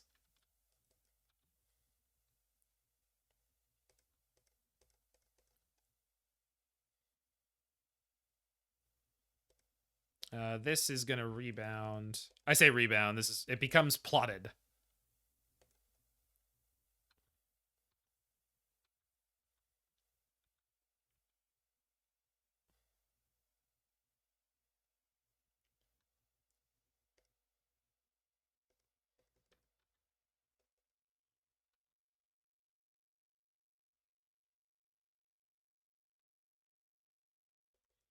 All right, play that tapped.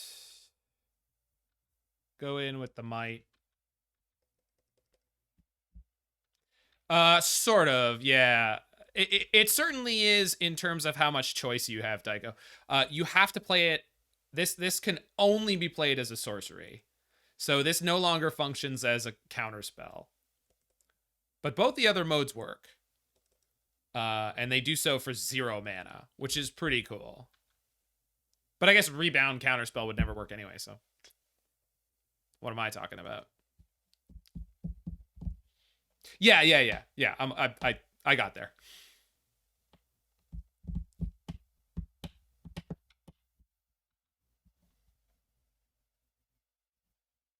Okay, they drew something they wanted to use, and they're waiting until I Mirrex. Nope. Okay. All right, we're on achievement unlocked mode here, which is awesome.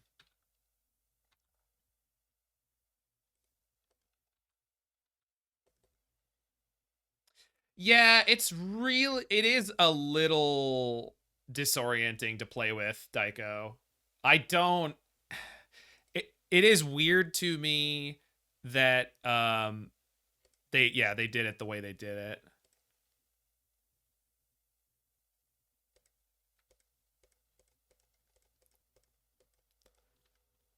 Achievement unlocked.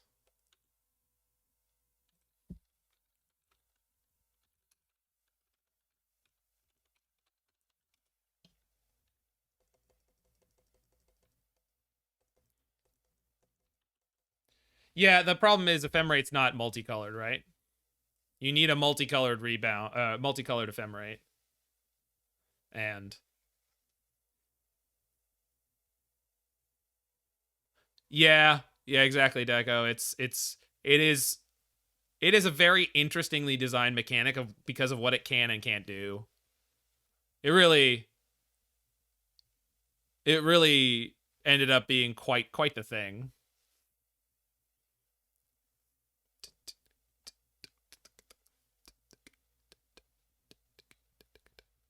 Nice.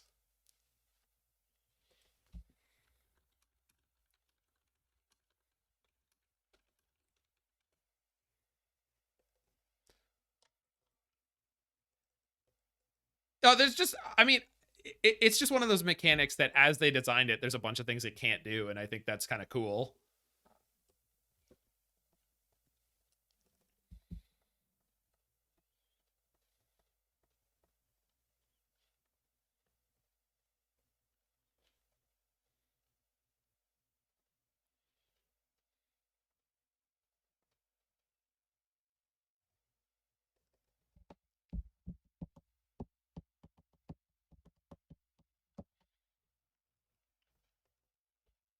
No, 3 steps ahead is great.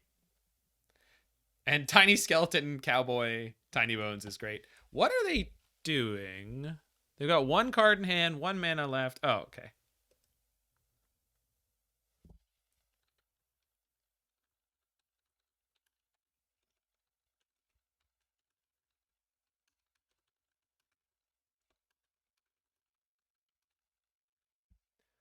They have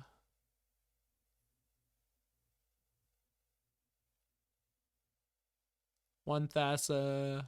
They got lots of Thassas left in the deck.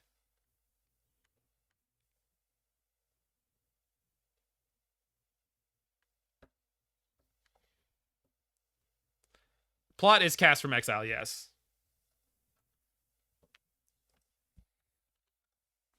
All right, we're looks like we're 2-1 here with this bad boy.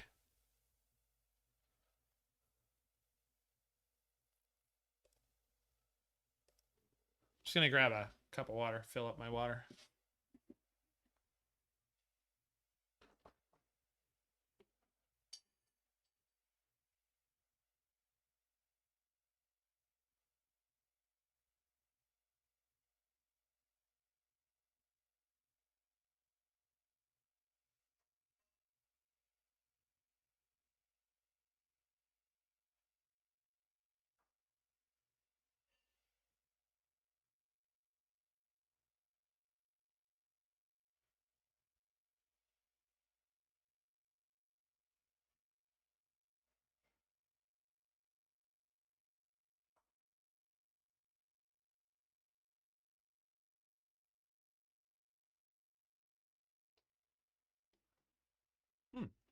Perfect timing.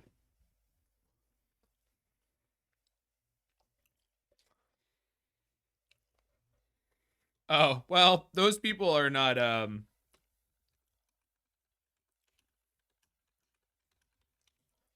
maybe you just need a different group of friends. Counterspells are very important. Overgrown Tomb. Uh-oh, my thoughts.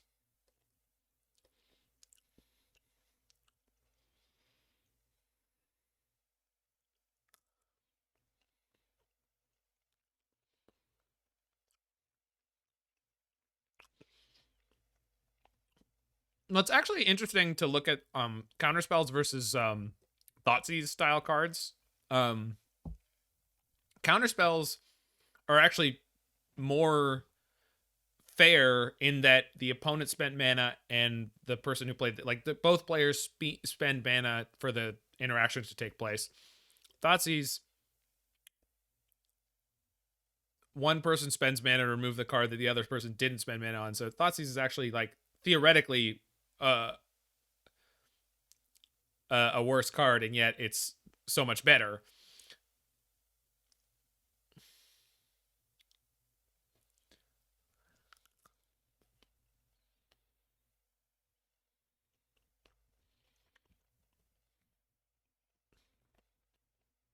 Well, I mean, free counters are never free, right? What are you talking about? Force of Will? Because going down a card's a big deal.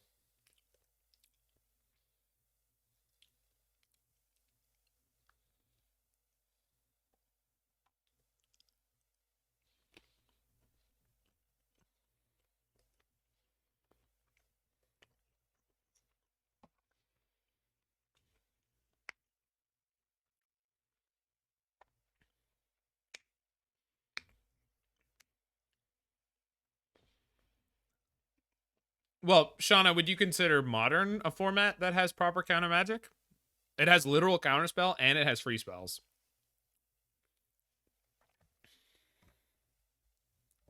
And yet the Thoughtseizes are very prevalent.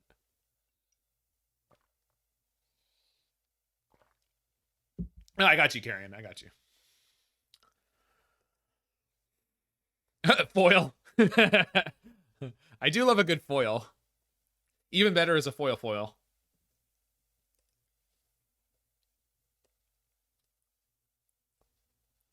You think counter magic's more prevalent in discard and modern? Is that true? I guess if you count Force of Negation, especially during the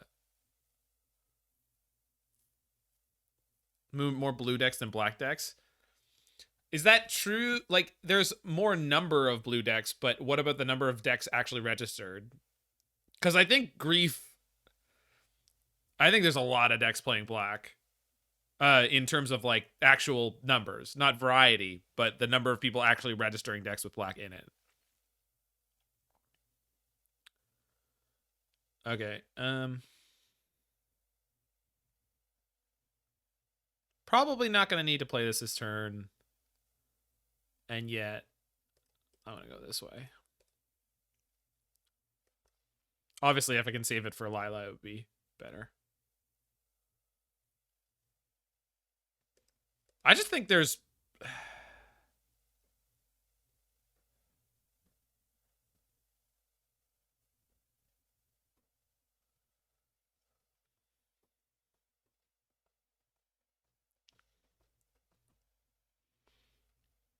What do you got? All right. More black-green vampires. And someone was saying this was some kind of Doom Scar? Doom Switch? Doom Switch. It's a Doom Switch deck? Huh.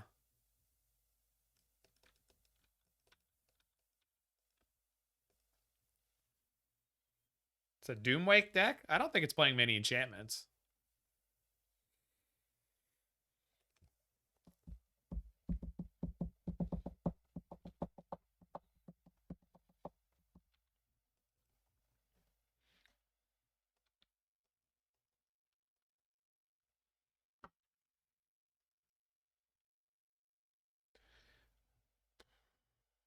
Glitza Sunslayer.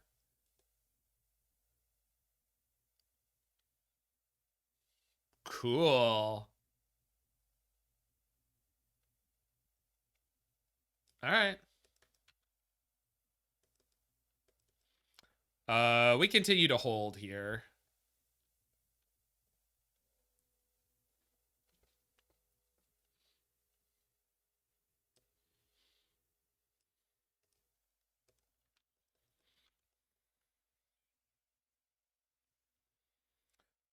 Force of Negation probably sees more play than Duress, but Force of Negation is a prime effect, like it's the go-to effect, whereas Thoughtseize, like Duress is a secondary effect of Thoughtseize. Oh no, Duress is in Modern. Duress is Thoughtseize in a whopping 36%. See, that's what I'm talking about. That's what I'm talking about. Yeah, they're gonna draw a card. That's fine. This card is much less dangerous and good than Preacher of the Schism. Is their whole hand just removal? It must be.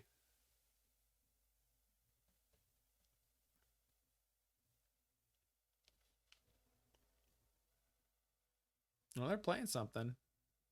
Okay. So we're gonna wrath them good here.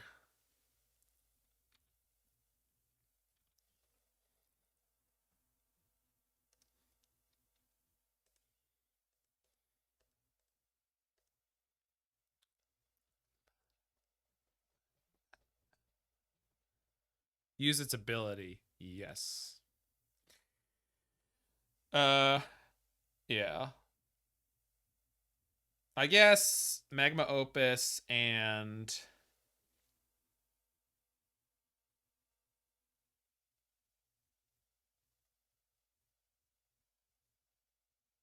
Carnival Carnage?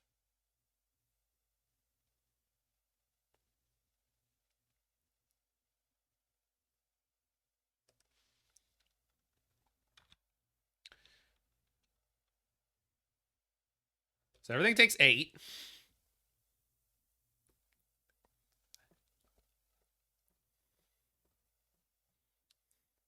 Just so we all know, this card sucks, right? Am I wrong, or I'm pretty sure I'm right. This song or this card is not great.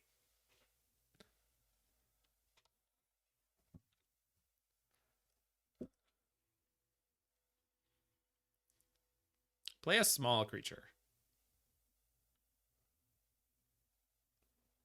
Uh-oh. Pillage the bog. Okay. Looks nicht good.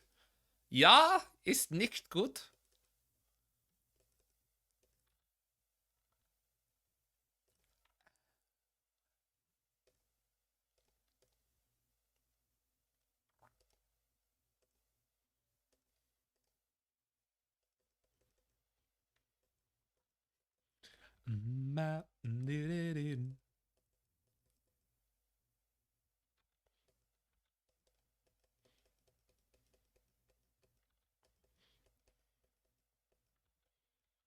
Hunt is pretty reasonable in a green combo deck, but green combo decks aren't great. Well, I mean, they're just doing this to get Vein Rippers. Is that the deal? Or I guess they're one of the Get Raw Grides again, or whatever it's called.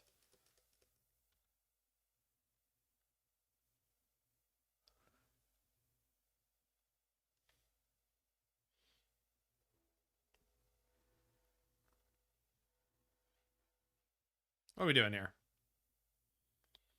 If they're attacking with... the Huntsman thing died. That's fine. I'll get a double growth spiral. I'll take it.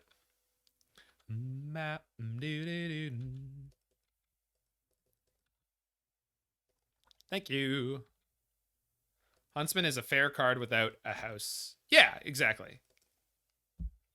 Well, I think a black-green mid-range deck like what I'm playing against is a good house for it. It's just not that good of a card. Like, the fact that Chapter 2 has to have you sacrifice something is just brutal. Like, that's not fun. Oh, they're ripping.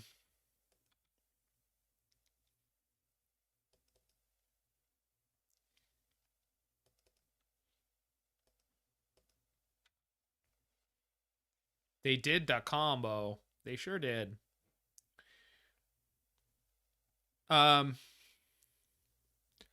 So I can go Gearhulk, Magma Opus,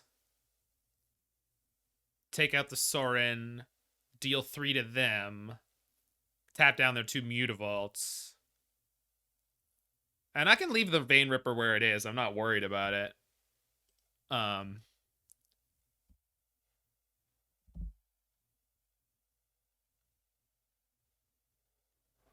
we'll see. I definitely have to kill this Soaring before I can activate.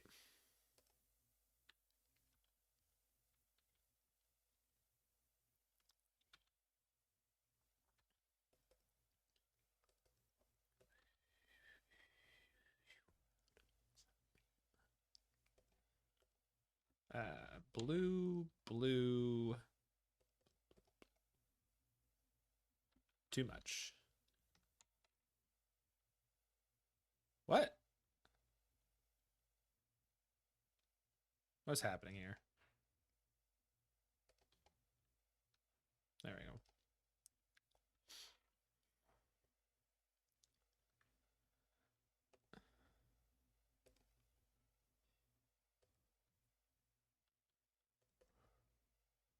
Does their deck have 8 mana dorks? Seems excessive.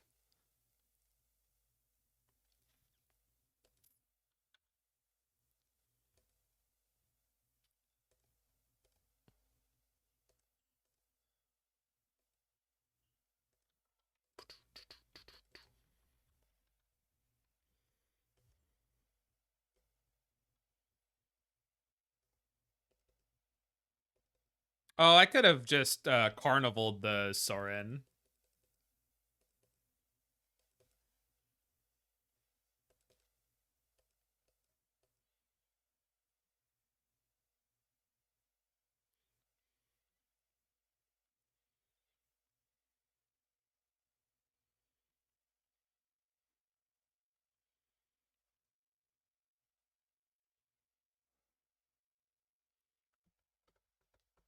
The capital mid and mid range. That's great.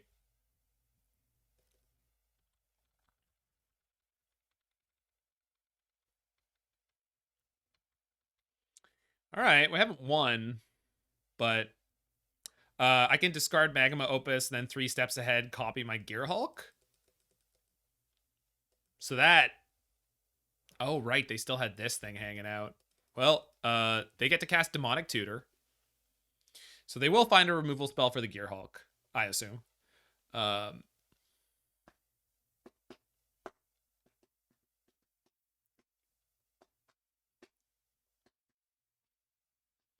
If 8 mana dorks is mid range, is 10 midder range? Could be.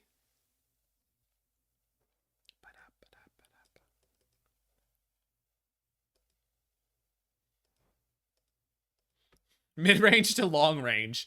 I like that. Or short range. What if 10 mana dorks becomes short range? Because you've committed too much to the small things.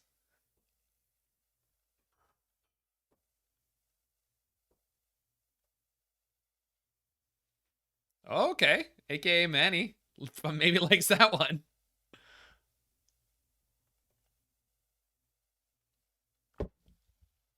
Was that a short joke? No, it was a small joke. Because short range things shoot a small distance or a short distance. Or it's not short as in height. It's short as in length. I guess it is a short joke, but not about, like, lack of height. Because mid-range is not about height. Melee adjacent. A tiny joke that got in your bones. I'll take it. So this is a Bitter Triumph. Is that what it's called? Yeah. That's what I expected. Don't like that. Whoa, what is this? What is that? What the hell? Navi's here. Hey, look, listen. Hey, look. Hey, listen.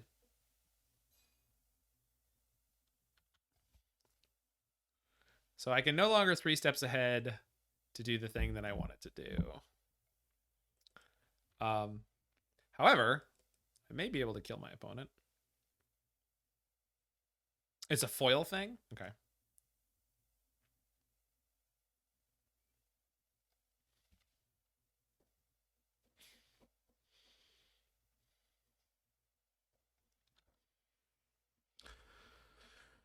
Okay.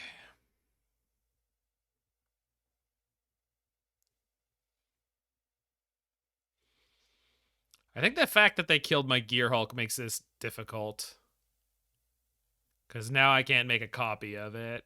I can shock so that I can use Magma Opus next turn. The problem is I can't kill anything, or I can't have much die at that point. I'm not allowed to let like anything die because the Vein Ripper is going to deal so much damage to me.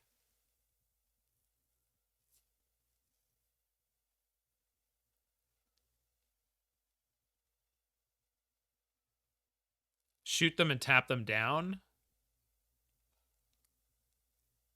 It's not enough.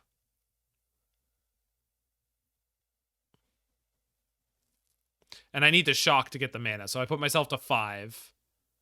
And then the problem is I have to sack the elemental to target this, to tap it.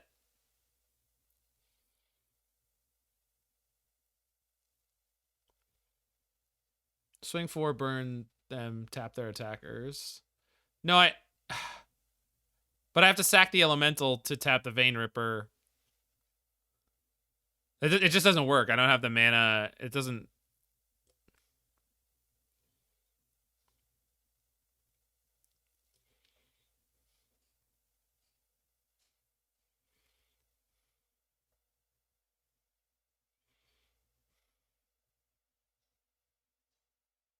Ignore that card. Well, the problem is it's going to put me to 1 by attacking. And on top of that, it makes another 4/4. Yeah. The Opus would make another 4/4.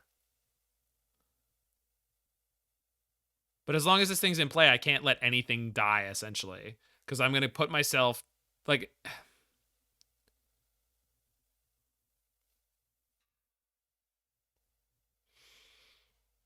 I guess I go shock past the turn, see if they go to combat. Oh, I'm going to attack with the elemental. Yeah.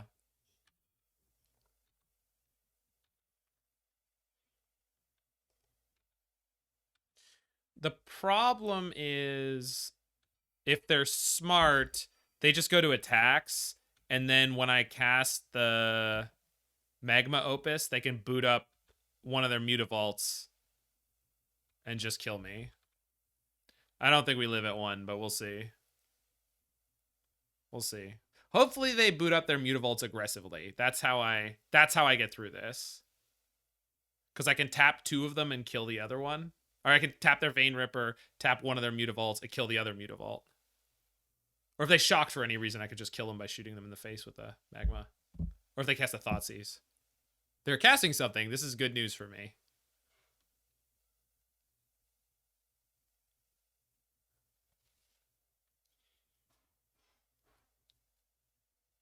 So this means in response to this, I Magma Opus, tap this, shoot them for 4. They go up to 8, then down to 4. They get another Vein Ripper. And then I think I can kill them next turn. Certainly going to try. They shoot their face. Tap that. Tap that.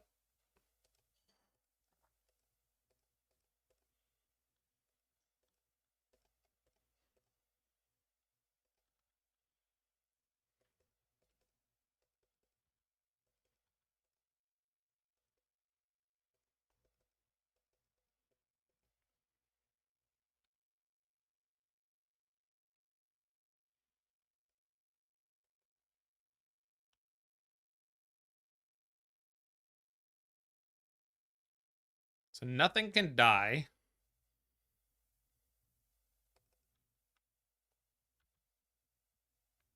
Mirrex lets me cast the Carnage.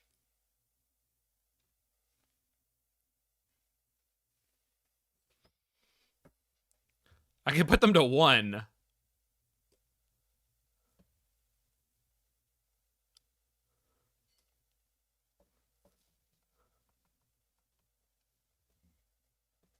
I'm okay with talking about leaks at the moment. I have no reason not to. I know, it's so close, Mr. Raib.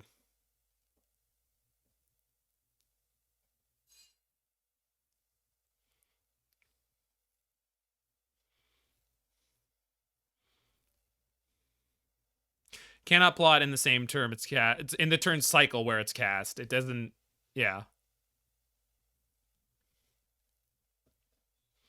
I think I have to Izzet Charm and hope that I find Gearhulk or Prismari Command.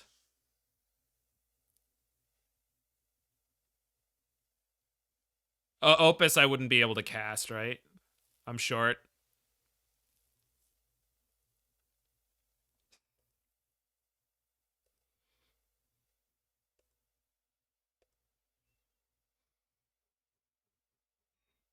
There we go. There we go. We got it. We got it. We got it. We got it.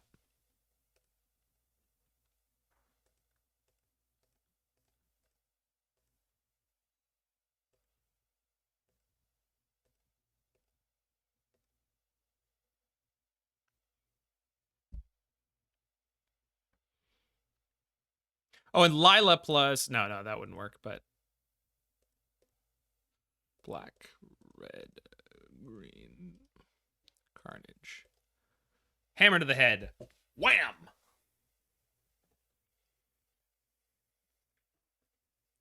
Whoo!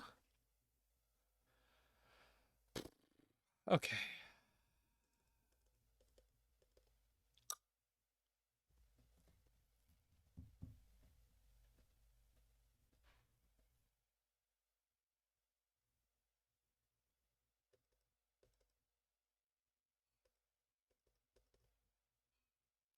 Sometimes just shoot him in the face.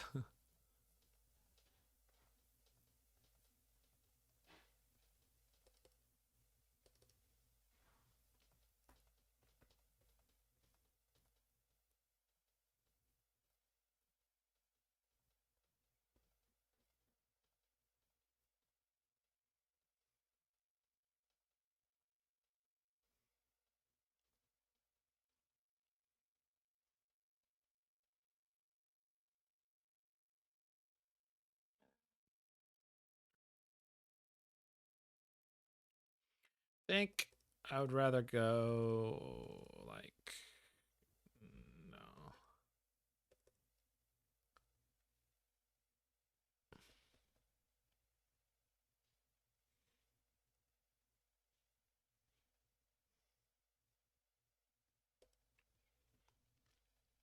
Rape, you're one of those brilliant deck builder people. Is there any multicolored card that would be really sick with Lilah that I should be playing that I'm not? It needs to enter the stack as a multicolored card. That's why like normal split cards don't work. Like I don't know, Consigned to Oblivion or something like that.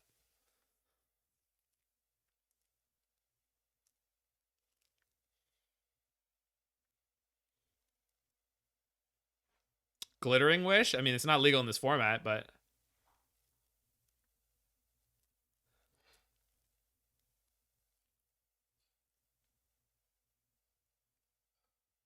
doesn't it also exile itself? Although I guess in this case, instead of being exiled, it'll be exiled and then...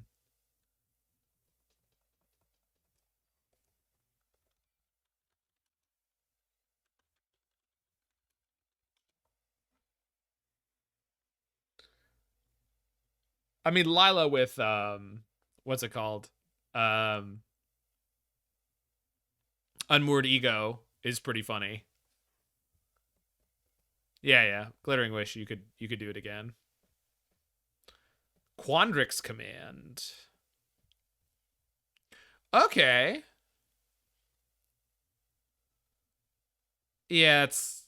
No, that's not okay. That's not... That's not... Nah. Yeah, there was a decisive denial in this deck before. Does it have an instant or sorcery? Keeping that.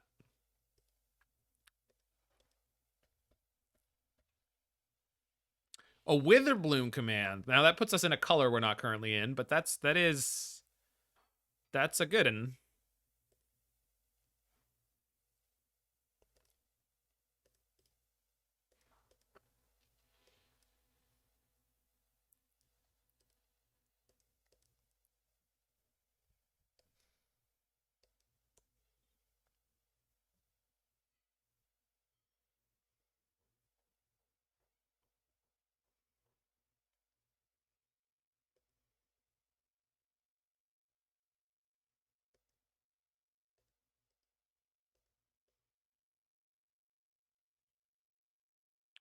Or are we gonna stroll up to 4 mana and just whack him in the head with a hammer? Standard style? That'd be really funny. Oh no. They're coming in and they're gonna light up the stage afterwards. No, it can be multicolored. So it could be more than 2 colors. It can be more than 2 colors.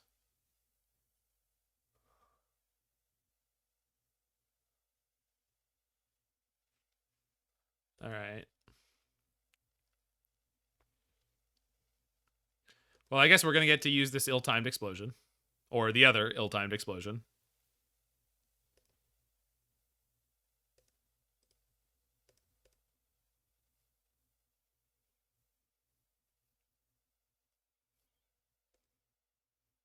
So if I Carnival Carnage right now, I deny them a card draw.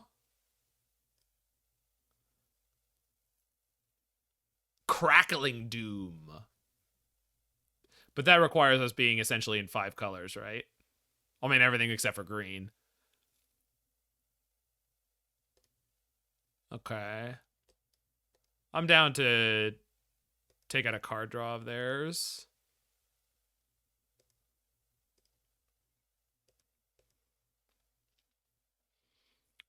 So look at a vampire. I don't really care because I'm going to wipe the board.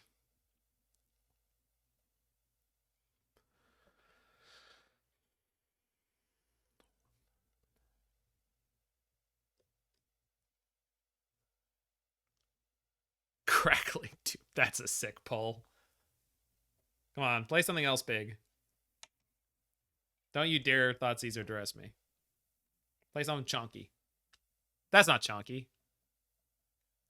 It's not chonky at all.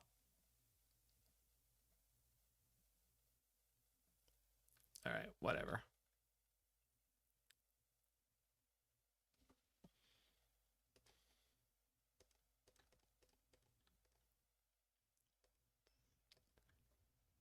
Oof.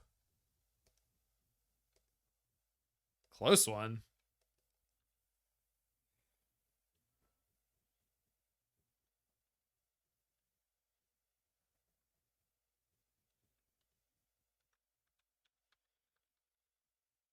Okay, luckily they're on 5 mana right now, so it's possibly not quite so dangerous. Okay. Oh boy. Not this again. Oh my god.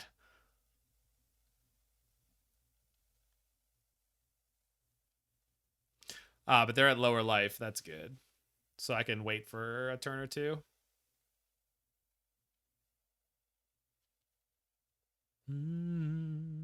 Sweet.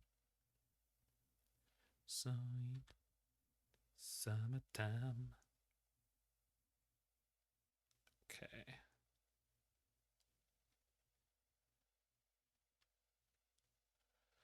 So do I want to hold counter magic for a turn here? I mean, I guess I have it anyway. I just won't be able to do the full thing.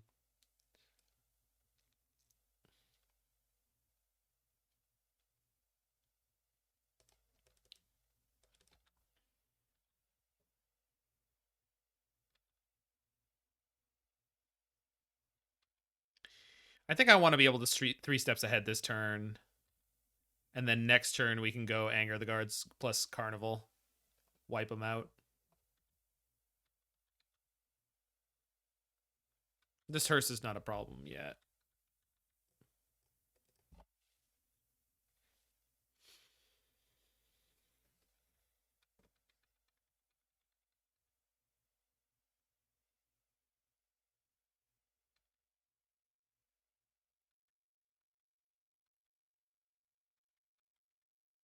All right, opponent, play a thing. Just basically any card in your hand is all I want to see. The more expensive, the better. Keep going, keep going. Well, this gets eaten by my Wrath. That's fine. You can have that.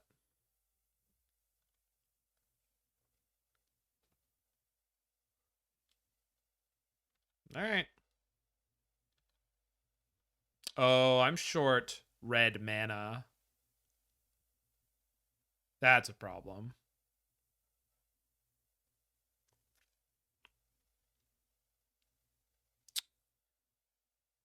Yeah, because I played the Mirrex last turn.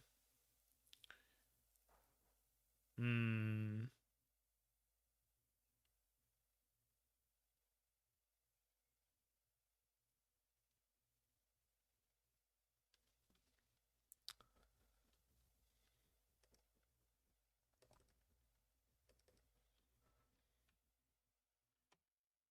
Okay.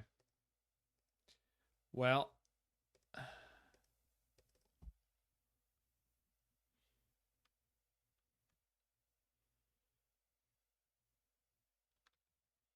Mind Splice Apparatus deck could be good with 3 SAs.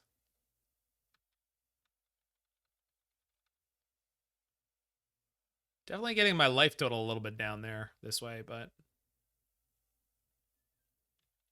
step ahead. 3 steps ahead. Sure, that makes sense. Mind Splice is the one that just keeps making instants and sorceries cheaper and cheaper and cheaper, right?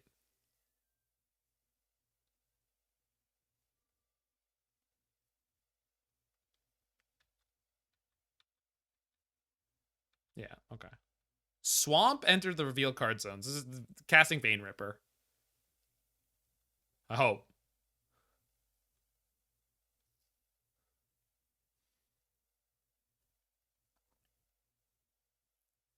No. I hate this so much. Well, we'll see what happens. Probably should have countered that last turn.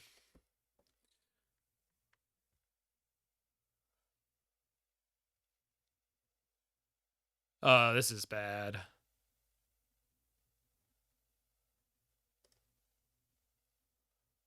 Because they can boot up the lair and just really take me down. And then next turn the lair will kill me. Yeah. That's fine. I don't care about that.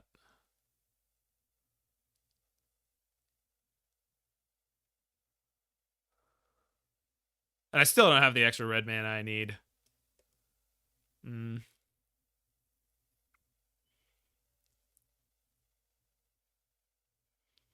Looking to draw untapped red, but I also need something else.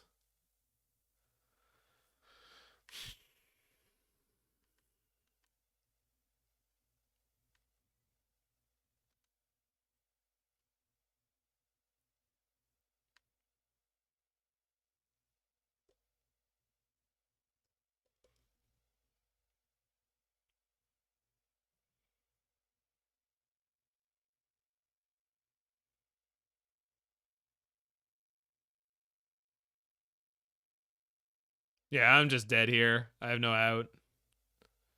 They would have to miss the... And it's a tap land. All right, go game 3. Yeah.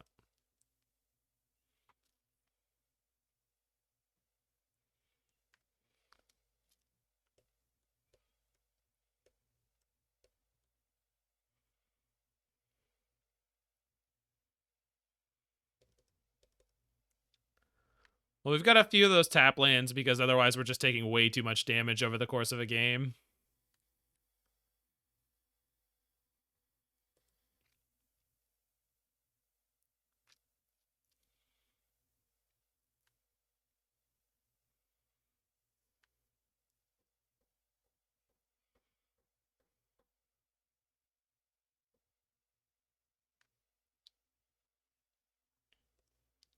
Riveteer's Charm. Okay, that's... Oh, boy.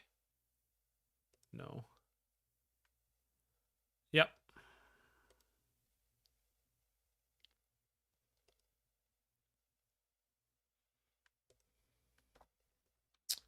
All right, deck.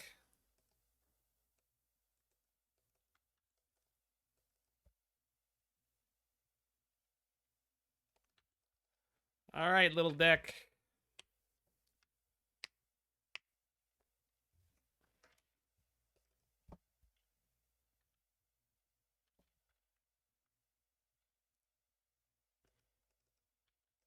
You.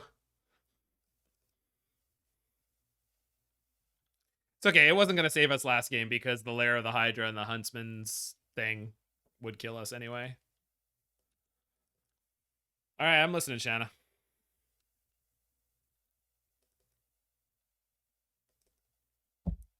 A Tarka's Command? What are we doing with that?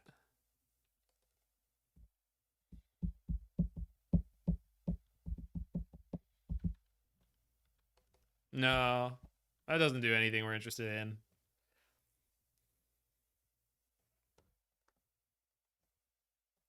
Ramp and burn, but it only ramps if you actually have the land in your hand. So if you're... No. No, it's not the... It's not what this deck is about. Prismari Command is way closer, and it's medium. Huntsman... Oh, Glissa.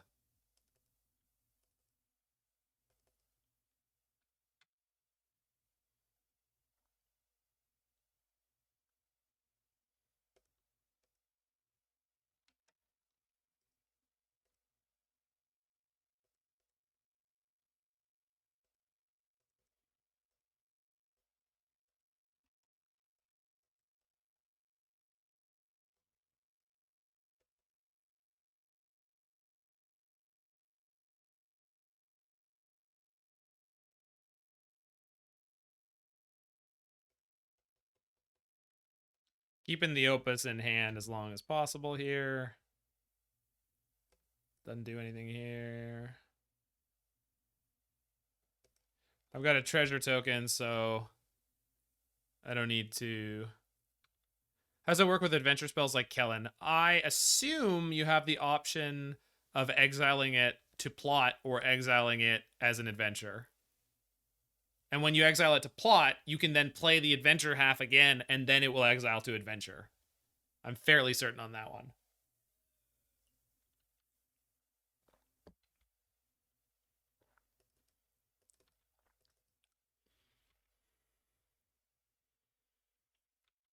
Okay, I need to see no unlicensed hearse here.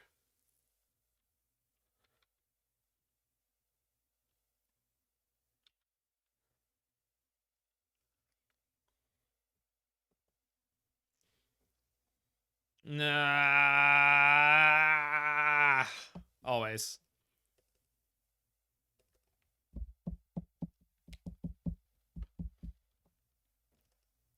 Okay. Guess I could have kept 2 Gearhulks earlier. Yeah, this is on me. That's on me. I don't know what I was doing there.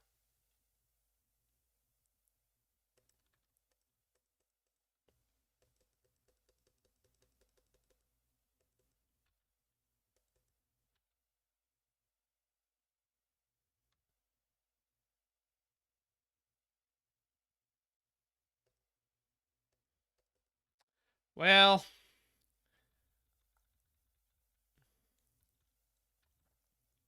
I've put myself in this situation.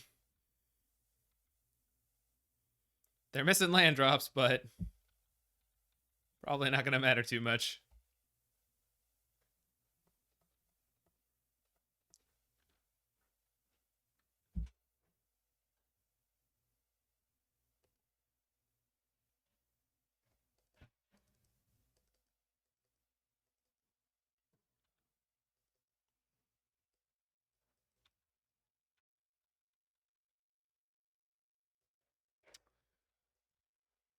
And they know I have a pick your poison in hand, so it's kind of... I think by playing around the hearse, I really put myself in a bad spot this game. I don't even think I did a very good job of it.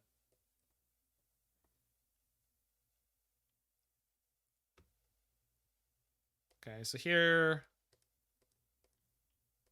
Make a treasure. And they take my pick your poison.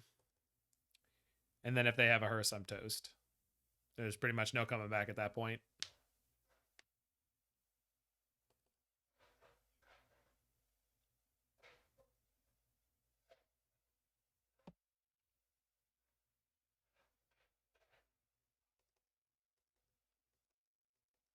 This would be a real shame if this is how this match ends, but Gitrog.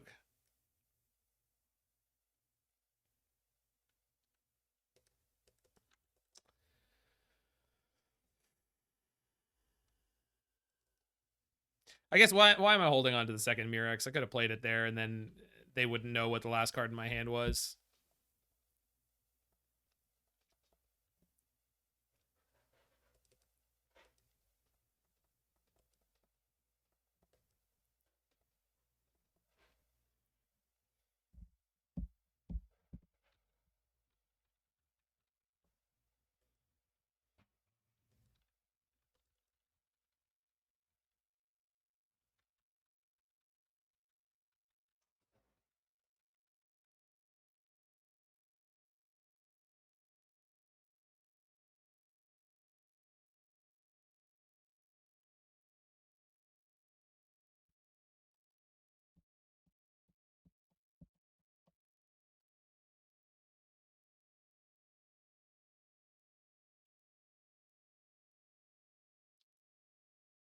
Soaring.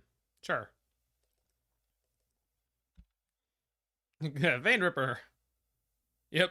All right, so there's just no outs anymore. Really unfortunate way for this last one to go, and it's on me. I think we could have won this game if I had set it up properly and kept 2 Gearhulks in my hand, but I was too scared of the hearse. I don't think it matters what I draw anymore. No, and certainly not a breeding pool. What a shame.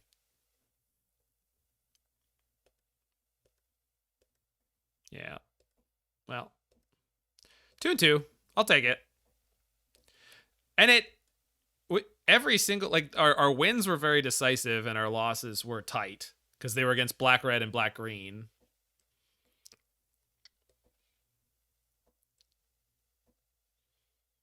We're not drawing Lilah that often, and I know I'm only playing 3, but it really, I think you should be drawing a 3 of more often than this. It's just...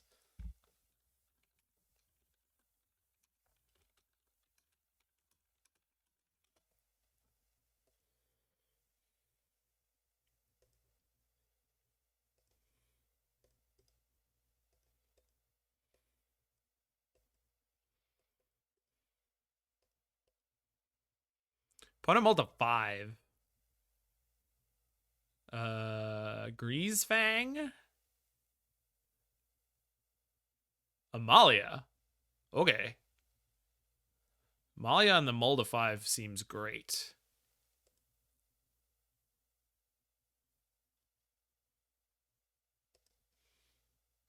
That's not what I meant to play.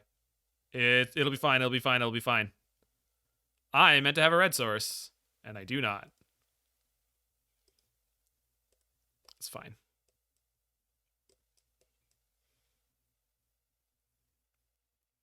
I guess if they have the bat, it would be pretty annoying. Alright, that's fine. Whew. Let's draw Carnival Carnage for the next turn. That's good enough.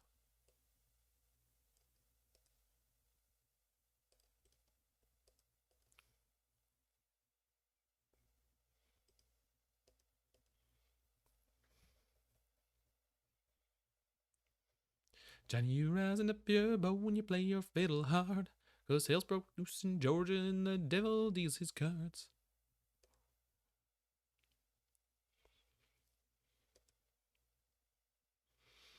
So I'm not going to tap out for Lilah here and not have Izzet Charm up because this is how you die in this matchup. Because for sure, in their hand is a Wild Growth Walker and an Amalia, and they just need 1 more mana to literally combo this turn. There's 1 more mana. Okay.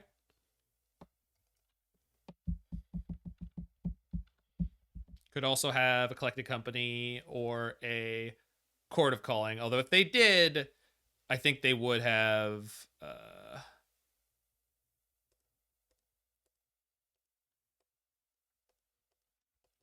they would have companied this turn, I would think.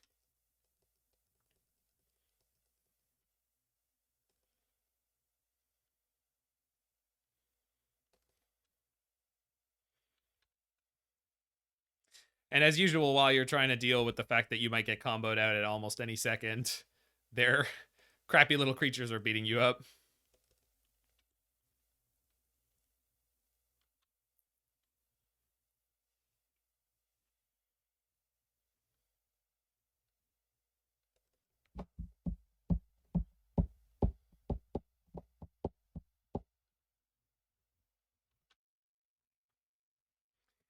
Woof.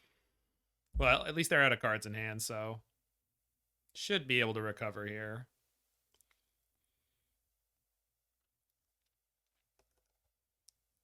Because the Gearhulk's going to eat their next combat. Going to 4, next turn going to... Sorry, going to 6, next turn going to 4. Okay.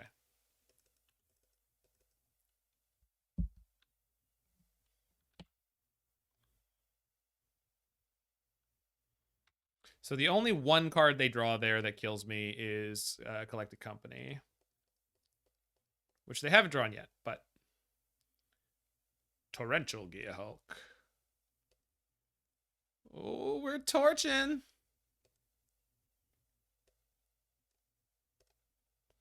Pew! Oh no, I'm only taking 1 here. Alright, that's huge.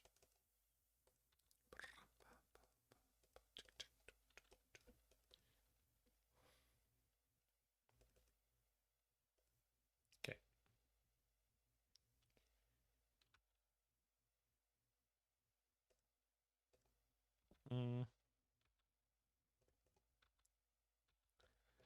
And we're taking care of business.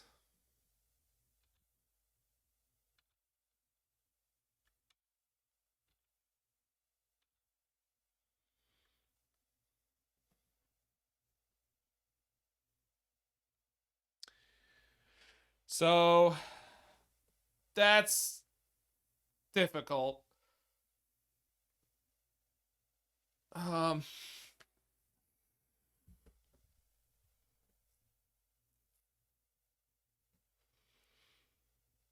So if I kill that, I go to 2.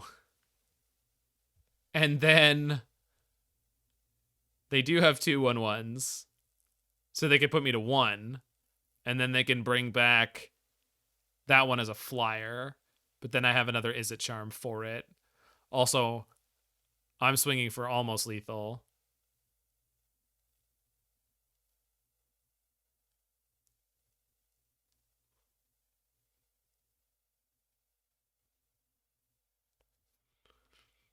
I think I have to kill this.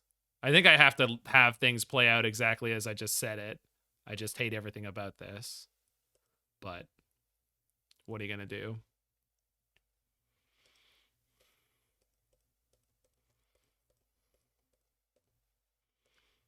I have met the rock and the hard place, and I find them unappealing.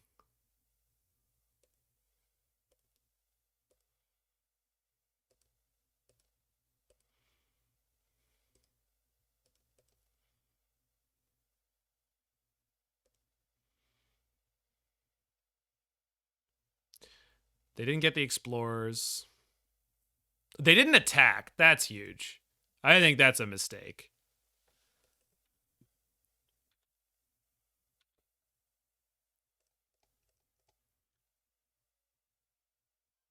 I guess I can't attack with all, huh? Well, let's attack with 1.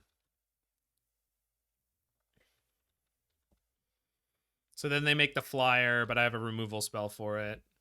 And I can draw 2 cards on this next turn if I want to. We're also currently insulated from Collected Company, which is huge.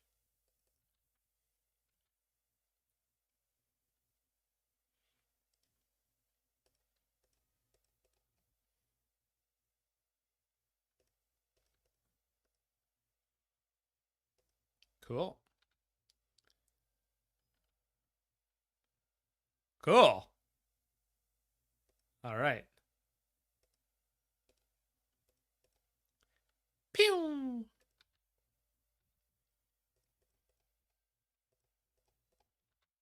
I'll attack you for 10.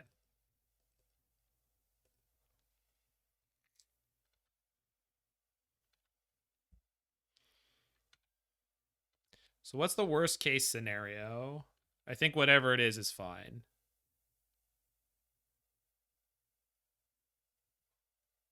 Okay.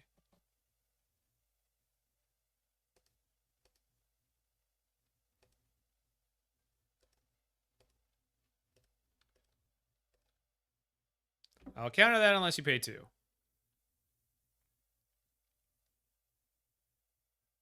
Oh no, they had a treasure.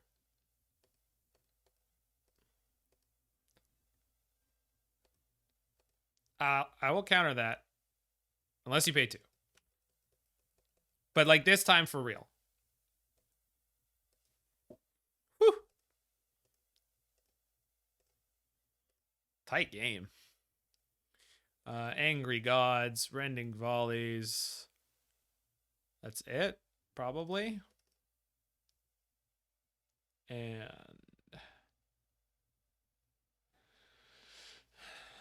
probably can sub out one of these.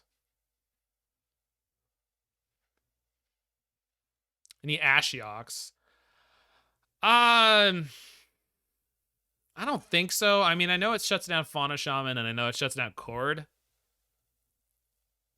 But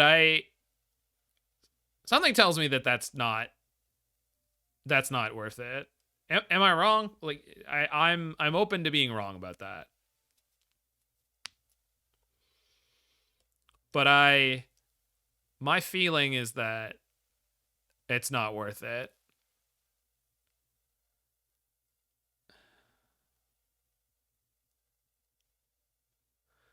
I guess clearing out their graveyard is worthwhile. Yeah, but the fact that it turns off searches and it clears out their graveyard, like, it can be a lot of, because they can play Return to the Ranks. They can play. They have a lot of different angles here. Now, a lot of the removal I'm choosing to play is exile based here.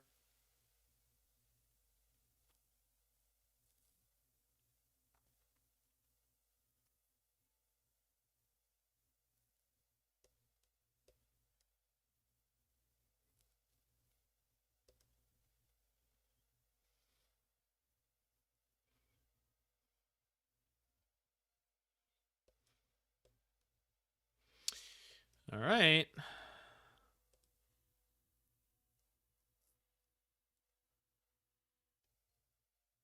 I got a lot of good cards for the matchup in the deck. We'll be fine. Or not. Let's find out. Especially if I got Thoughtseized. Perfect. Let's find out if they're afraid of the Ashiok. We're certainly going to find out fast. I would imagine not. Izzet Charm has to be the card that beats it here. No! Ashiok down. All right. Just like we drew it up.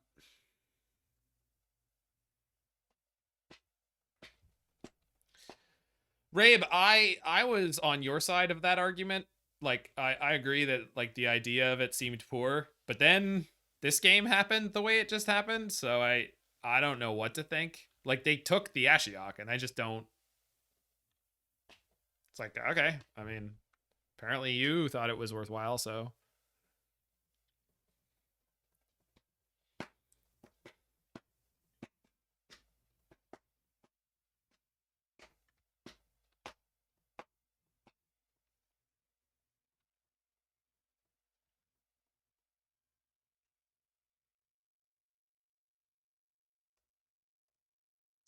So there's nothing to cord for 0-4 in this format.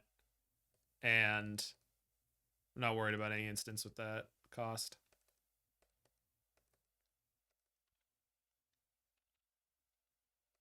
Cool.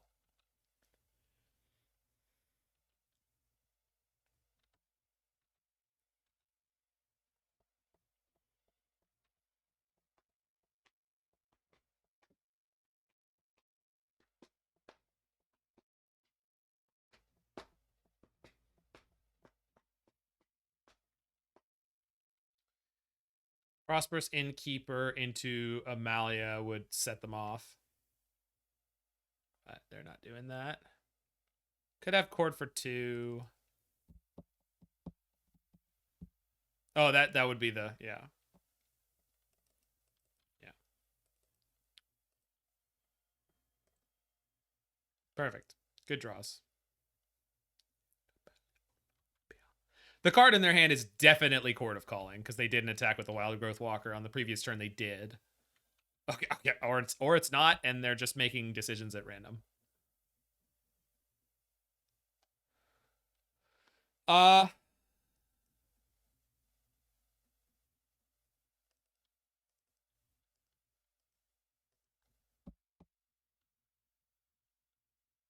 Yep.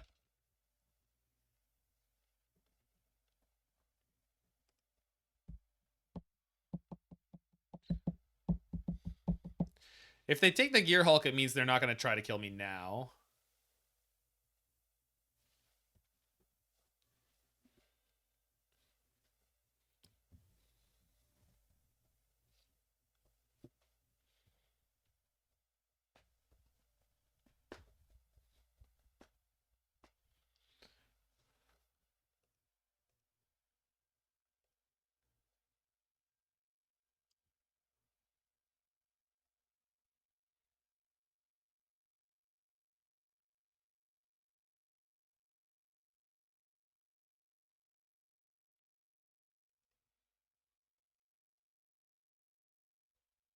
Anger to force the Chord.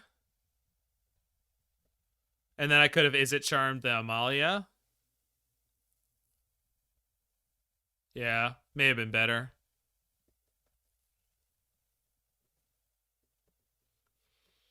I think in retrospect, that was like clearly very good.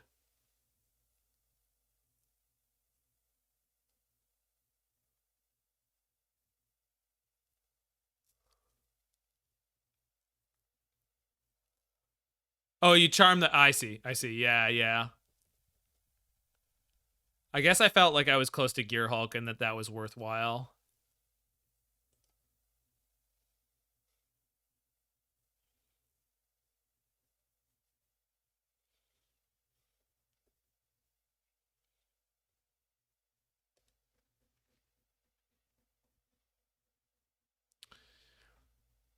So what am I supposed to do here? Like, shock the Innkeeper?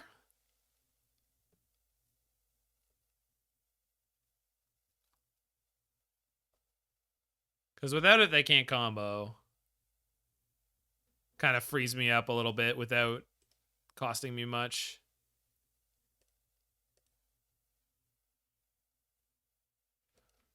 Oh, sorry.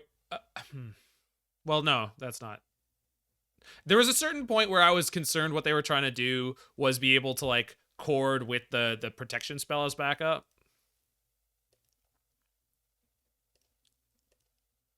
But obviously they've had windows where I think they could have pulled that off.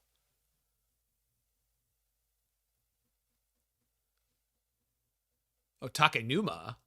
Okay. They got an Amalia in there. They sacked their treasure for it, though, so I'm totally fine with this.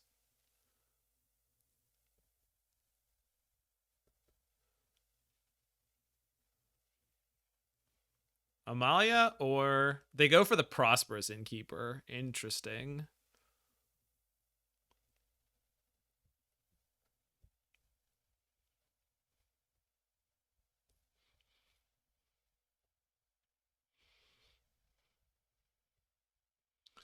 So I have a pretty clear line here if they go Prosperous Innkeeper into Amalia, which is just kill the Amalia and then the protection spell gets Izzet Charmed.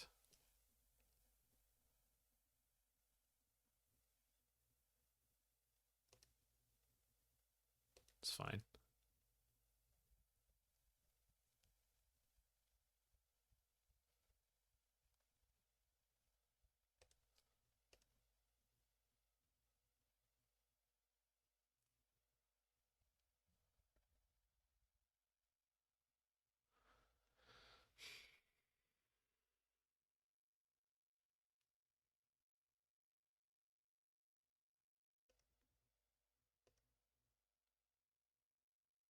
Two damage, make a treasure.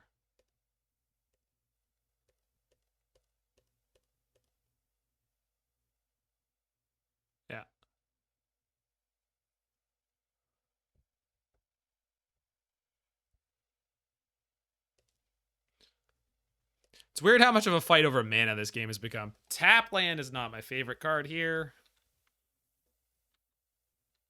But in terms of raw cards to combo, they're light there. And they must be finding some of their like chaff at some point here. Certainly looks like it. All right. Now we're in a good spot. Now we're in a great spot. All right. I think we want a Magma Opus sooner rather than later. Probably here on their upkeep. Oh, they're doing stuff. Coco. Resolves.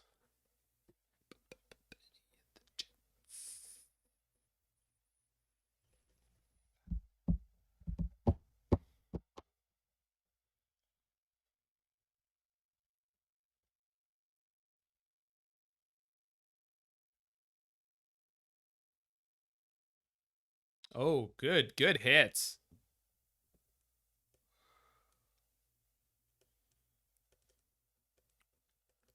Okay, so bring back Himalaya. Stack these abilities a little loose.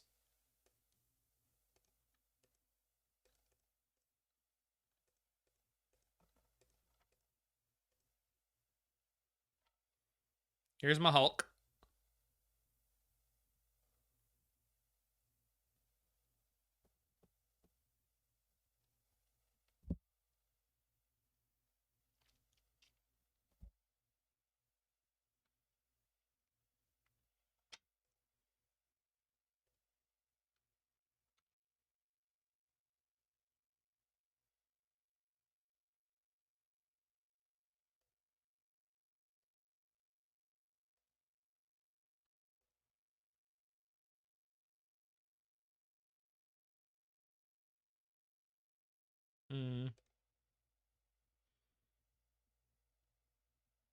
Just in case they have a way to gain 1 life in response. I guess I have a Rending Volley too, but I'm hoping that I get to keep that for next turn. Doesn't matter what I tap here. Yeah. I know Tamiyo's safekeeping gains life, so I mean, I have a way through that. I'm hoping that I don't need to go through that now, because if they can untap and then combo again. Yeah. Yeah, the problem is if they can untap and combo again, which is not likely. So this is Cord.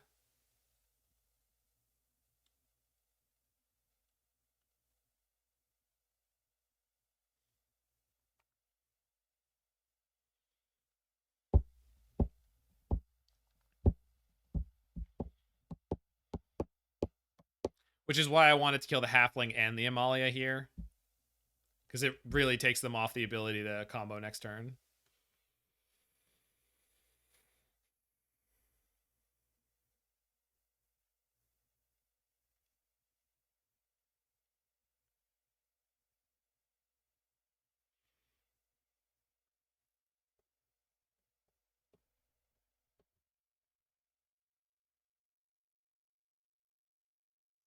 Probably Opus the Walker since you have a volley.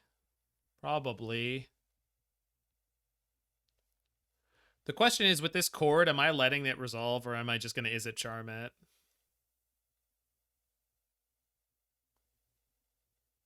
I mean, I suppose if they... Depending on what they are able to leave open here.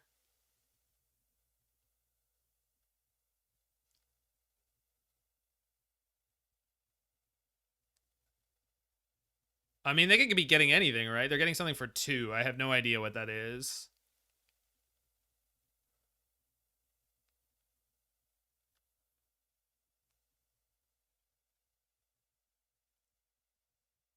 It's an Amalia, probably. I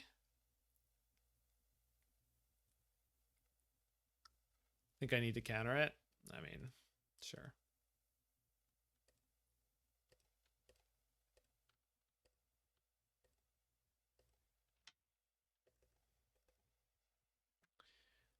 If they have the protection spell, like, I'm toast anyway. Like, Yeah, if they had the Tamiyo safekeeping and that cord, I was gonna die. So, okay, looks like we'll be okay for at least one more turn. I mean, they could have exactly the right cards. They've got 2 cards in hand, and they have the Walker in play.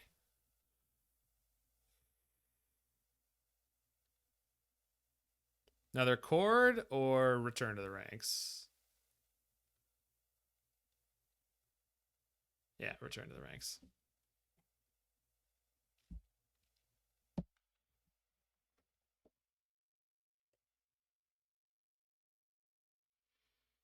I mean, there was no way to beat everything they had.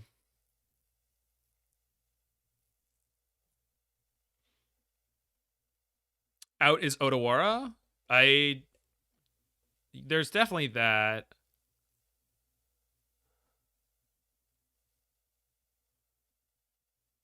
Yeah, I guess that's it, huh?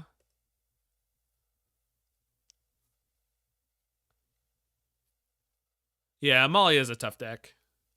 It's a very difficult deck to play against. They got Collected Company on top. Oh no, they're still moving.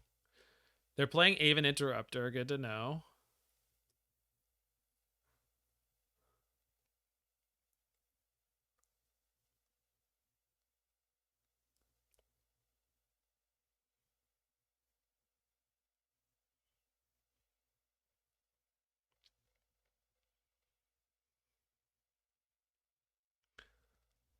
This is why they thought sees the. This is why they thought sees the Ashiok.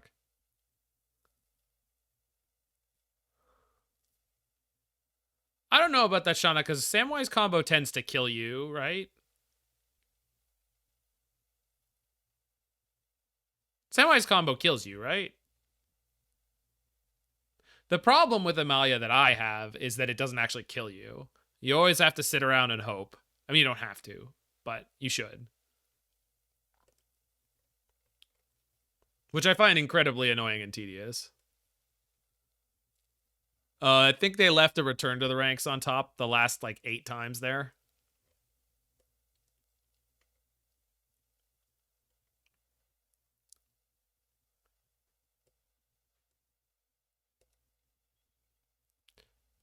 Yeah, not good enough. Yeah, but no, I'm just saying that that's the problem, though. It's almost like kill you, but it doesn't actually kill you, which I just find incredibly tedious. Like it's just frustrating that the deck doesn't actually kill you. So in a surprisingly large number of games, you should stay in for more draw steps.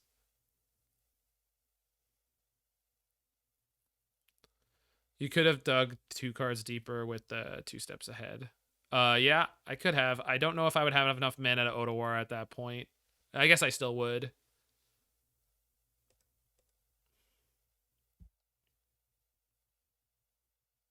Yeah.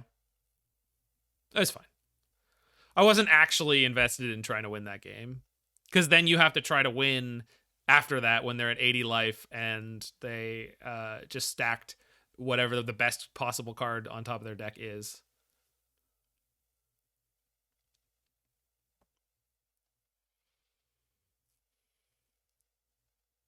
I think I punted that game when I didn't do that Anger of the Gods. I see, the thing is the Ashiok can be completely irrelevant though. Like there's games where the card just doesn't matter at all. So I don't actually want to play 2 of it. Although I guess I have a lot of ways to rummage it. And they did show us multiple return to the ranks.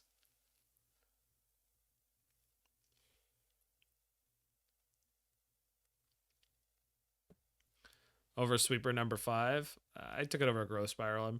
I'm happy either way. All right. I'm not turning this hand down.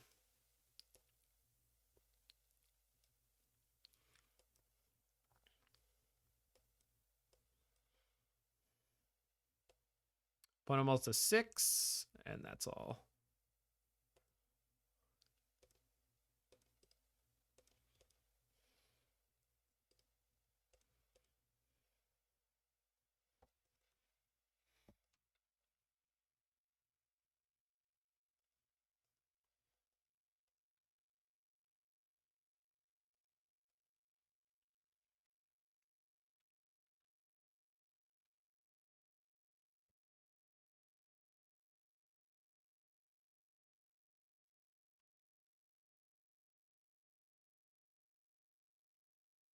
Wild Growth Walker? Fauna Shaman. Sure.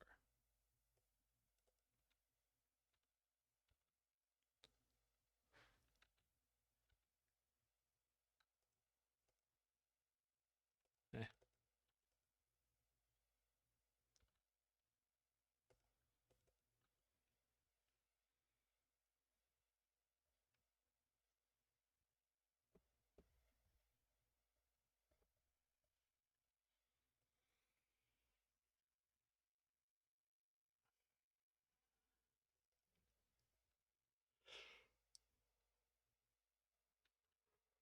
I don't know if I'm actually supposed to kill Fauna Shamans in these games because obviously they dig for combo pieces, but they don't naturally combo themselves. And it costs my opponent time to... Aha.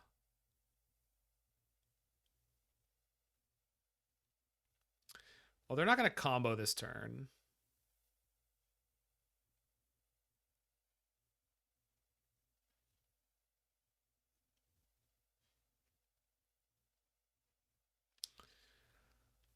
Just wondering if I'm supposed to Izzet Charm here to draw.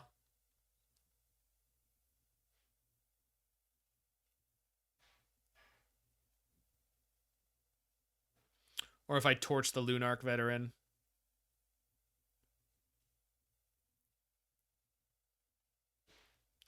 My guess is this is going to be followed with a Thoughtseize to try to remove my removal spell. And then if I have to kill the Abolisher, then I'm even like more just taxed on my removal. I'm just going to fire this off and we'll see what happens. I'm guessing there's a follow-up Thoughtseize or Duress something.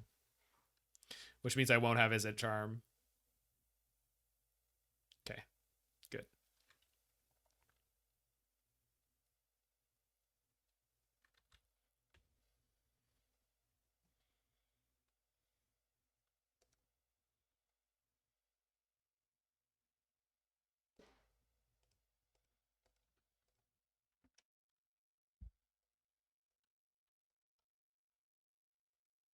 Nope.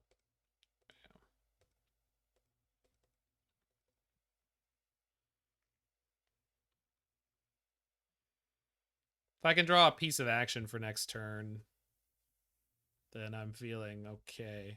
We know they have the 4th land, although it was a ETB tap land. They got a Coco. That is one of the worst cards they could have had there. Okay. Pretty poor outcome off the Coco. We may have a chance.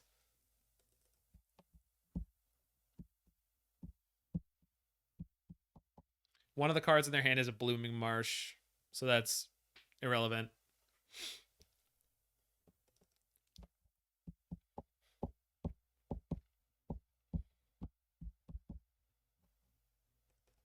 Oh god, but they do have a Chord.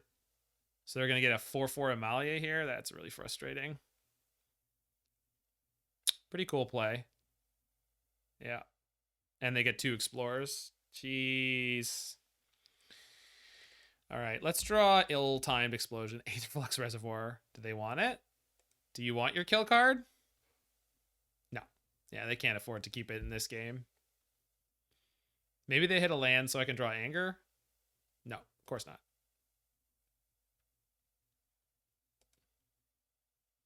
Oh, the Amalia cost more triggers. It could have been even bigger. Okay. Last card they revealed was a Razorvenge Thicket. Good timing on that one.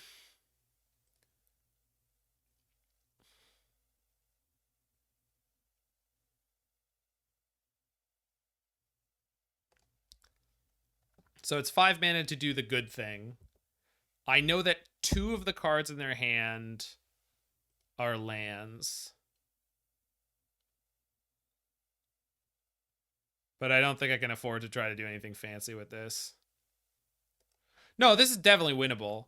I'm just trying to figure out how I'm supposed to win it. I'm pretty sure that the answer is play the Ketria Triome, use 3 steps ahead as just a counterspell if I have to, get this Gearhulk online.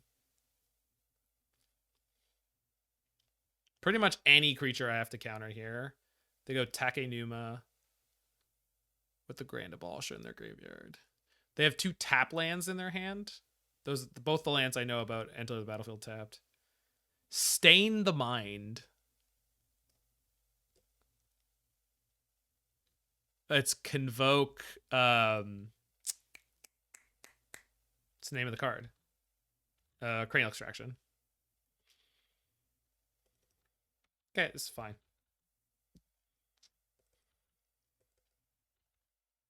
Two of the cards in their hand are lands. No. One. One is confirmed as a land.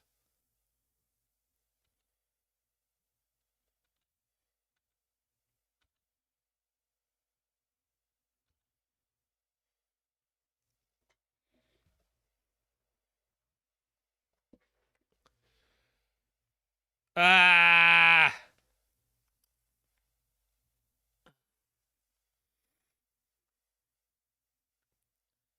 Because if the second card is Wild Growth Walker, I'm toast.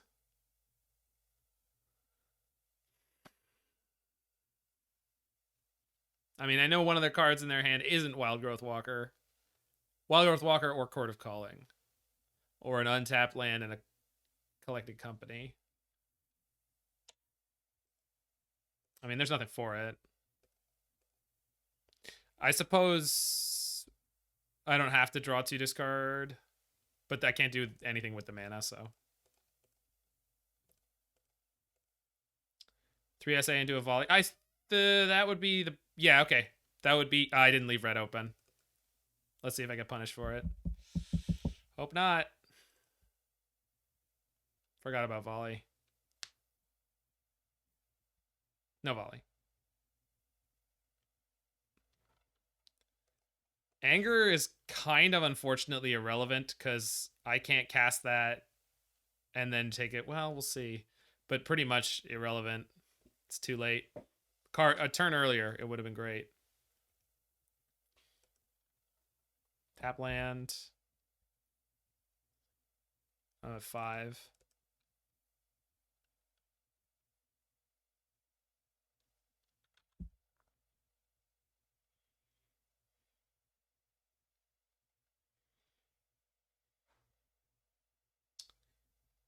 Could go to 1. What could happen?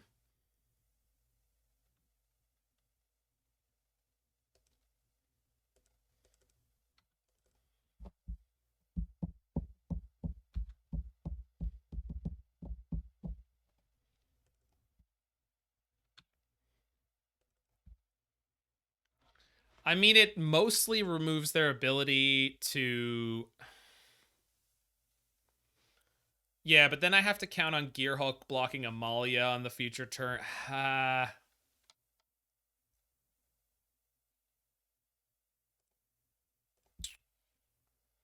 think the best play is Gearhulk to block.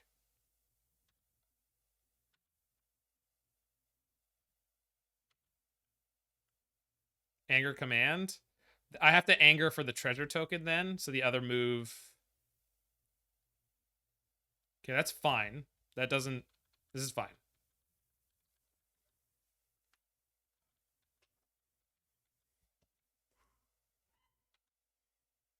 Oh, it's not that fine. Well, we'll see how big this gets. Uh-oh. Yeah, not as fine as I was thinking it was. Draw a land. They drew a land. Whew! Yeah, they drew a land.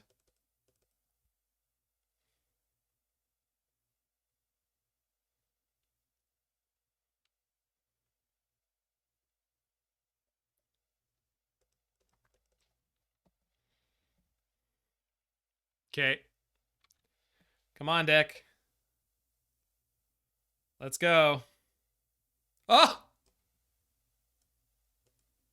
You've got to be kidding me. I mean, I guess it would make sense. No attack? That would be insane.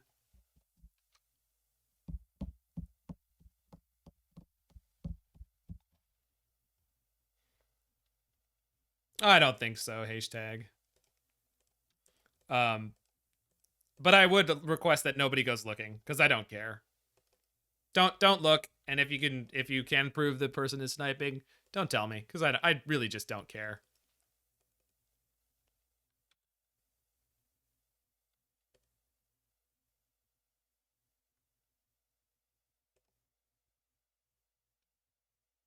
Guess we go draw 2, discard 2. Yeah.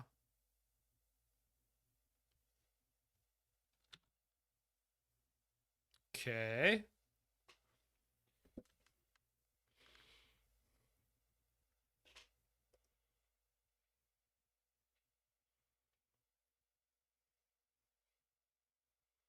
I really wish I could keep Lilah plus something here. I don't think that I can.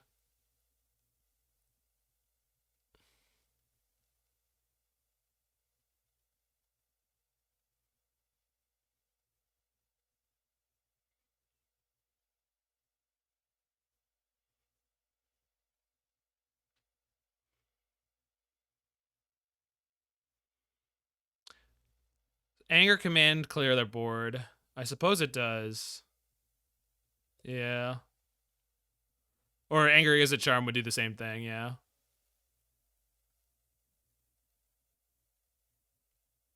Can't pay the life for the war. Yeah, sorry, I knew that. That's why I was trying to do something else. Well, hopefully we draw an ill-timed explosion.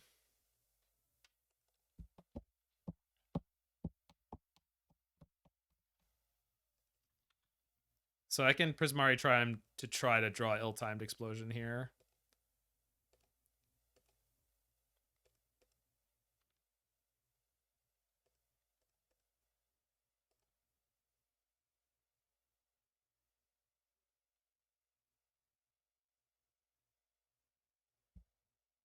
Okay.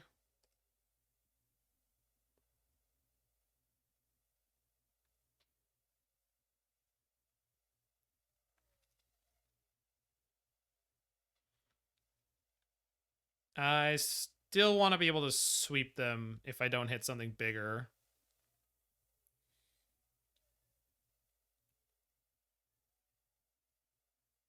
Okay.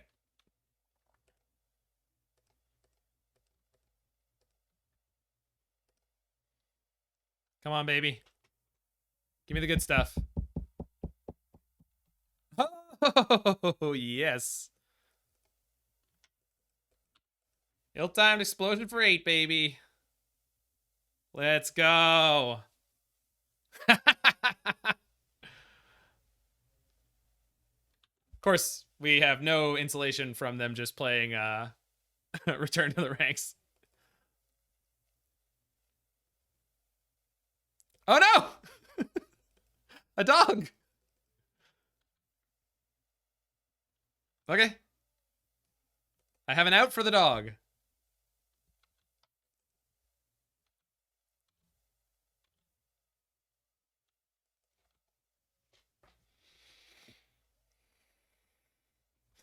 Fido's coming. Pew!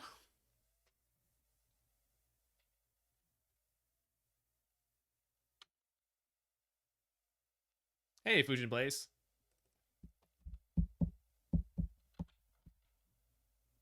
Oh, baby. Now we're talking. Can just cast it.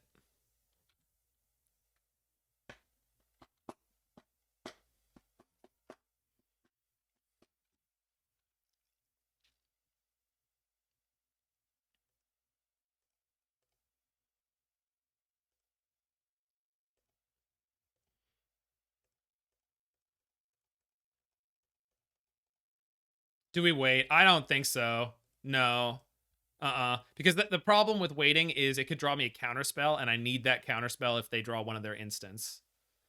So while waiting could theoretically be good for a large number of reasons, there's also a huge number of reasons that waiting is really bad. Like, and drawing into this Ashiok, right? Like, assuming it was the furthest card down rather than the top card, that was enormous, right? Ashiok was a huge draw, yeah, because that cuts off a lot of their ability to just win out of nowhere. I think I have to attack, even though there's the possibility that they can cord and kill me. Uh-oh. Don't like this. Iganjo? That's fine.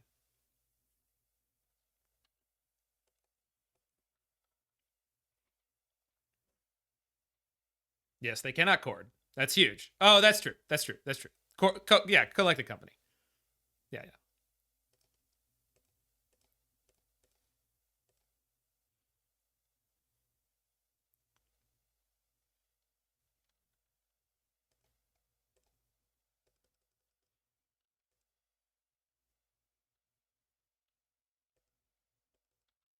Trade a card for a quarter of a card? Yeah.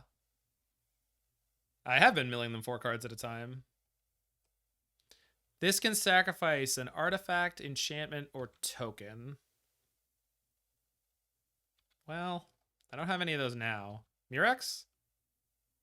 Oh! Guys, I drew an artifact. Guys, I can torch the tower with Kicker now. I drew an artifact. Everything's gonna be okay.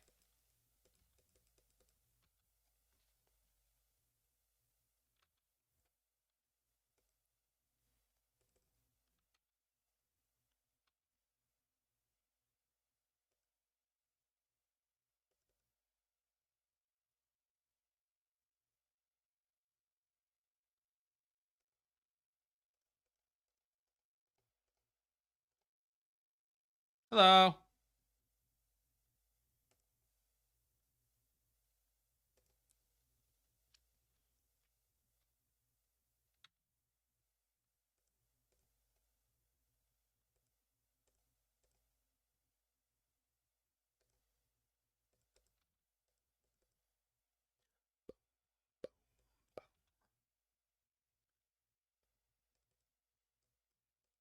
It's that card I wanted. Sweet. Uh-oh. Huh!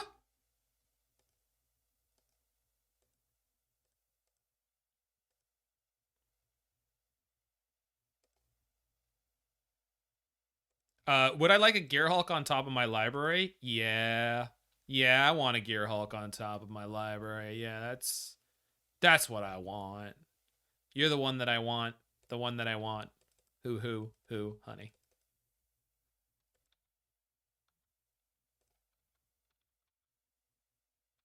Because this Gearhulk can get a counterspell, or it can get a copy of itself.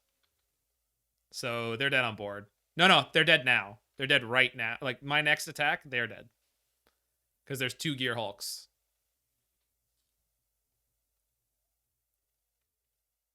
There's nothing in their graveyard. Deal.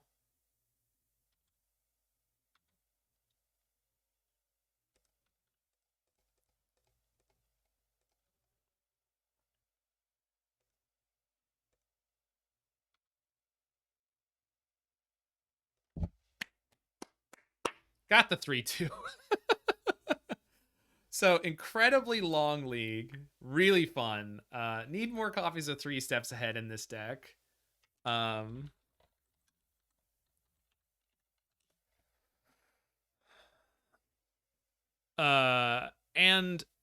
I think over the course of this league, what we determined very clearly is that this card, even though it synergizes with Lilah and does something cool, not a card worth playing.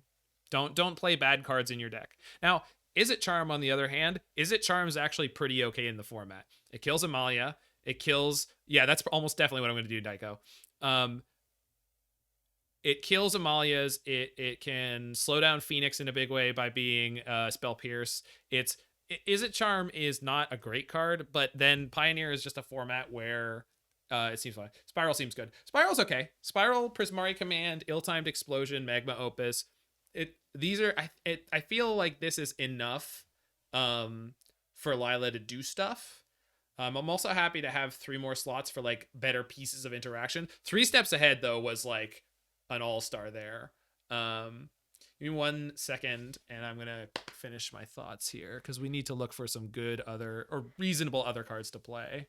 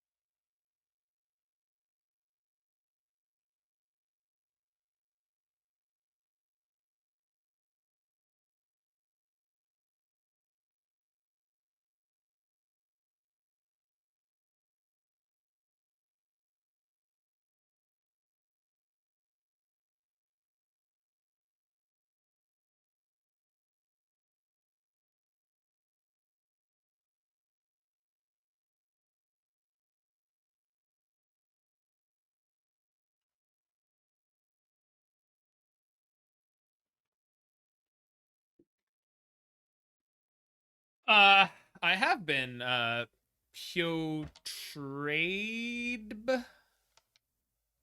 That's a hard name to read. All right, so someone was saying Witherbloom Command big time.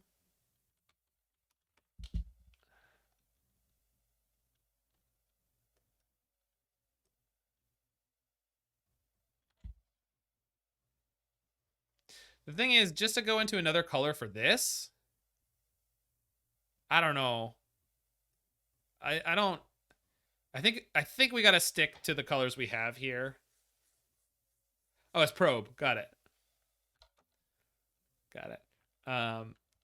What do we get if we just search command? And I need to filter for Pioneer. Oh, well, we're also getting a lot of other cards that don't fit. Stubs are not that bad. Stubborn Denials?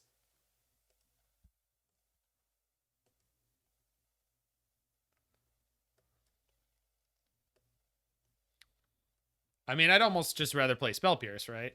I can't imagine. Wow, this did not work at all, huh?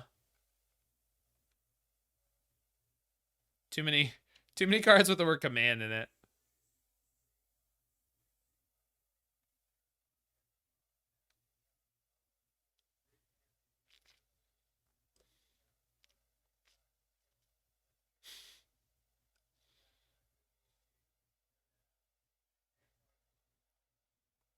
Urza's command?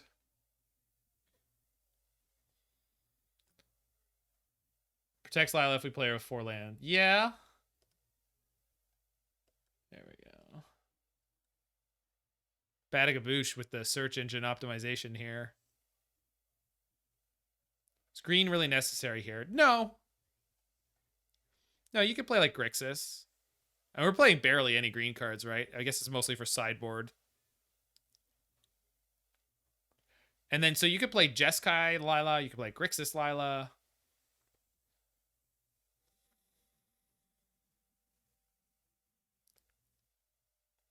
Like, Grixis would allow us to play Unmoored Ego or something. Boros Charm might be okay. I don't like Boros Charm.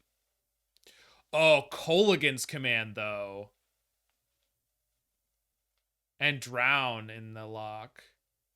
Although Drown's not... Drown's okay. K command. Yeah, K command. Drown in the lock is not bad.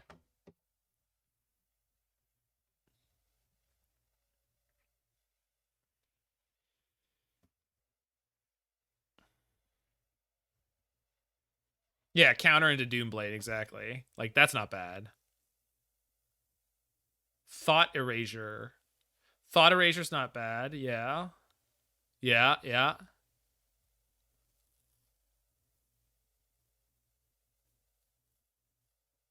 Whispering Madness?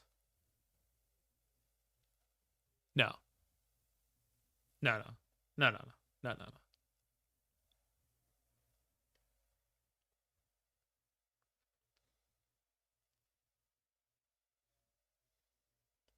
So Grixis definitely has some good options. Faithful Mending off of white. Not great, but... See, the problem with Faithful Mending is, like, that's one part of Izzet Charm that we already have covered. But Izzet Charm's a lot more flexible. Oh, yeah, Molten Collapse.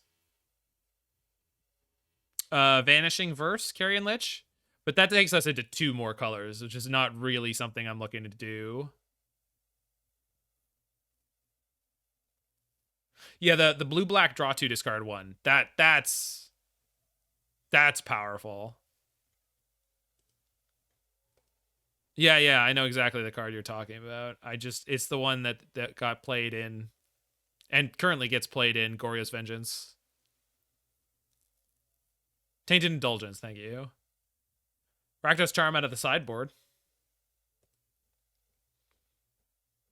Unmoored. Grixis seems like it's got the most... Hey, Expansion Explosion's kind of funny. I love this card. Dreadbore. I know that there's a better Dreadbore.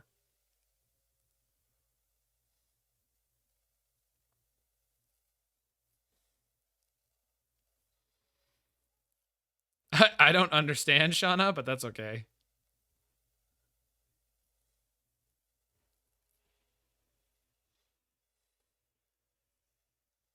Enter the God Eternals. Anyone?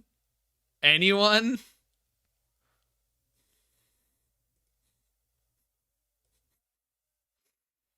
This card that was a standard all-star.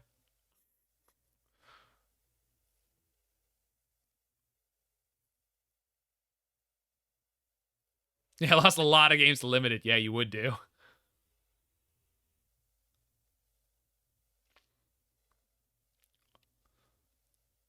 Slick Sequence was something we didn't play this league that you could. I think Izzet Charm is just generally better.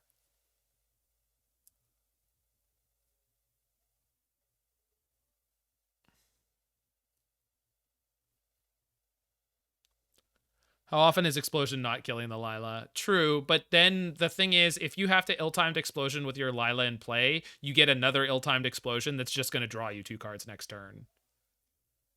I'm a big fan of ill-timed Explosion. Maybe more than I should be, but I think Grixis honestly has the most promising set of spells. Like, it really... Grixis really opens us up to a lot more cool stuff.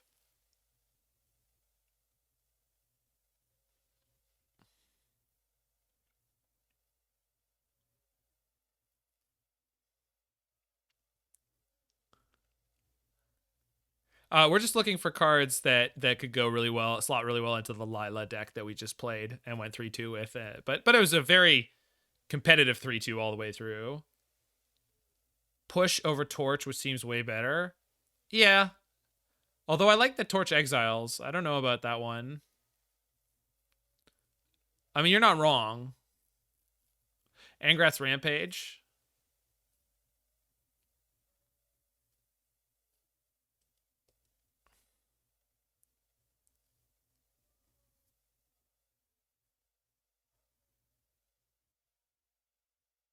There's the Tainted Indulgence.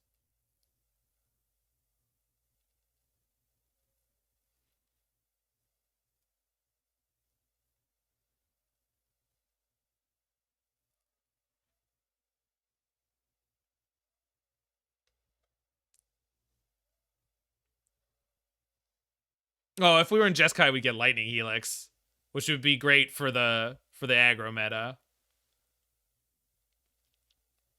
Just generally a good card to be playing right now. But I honestly feel like the mid-range control part of the metagame right now is so much more.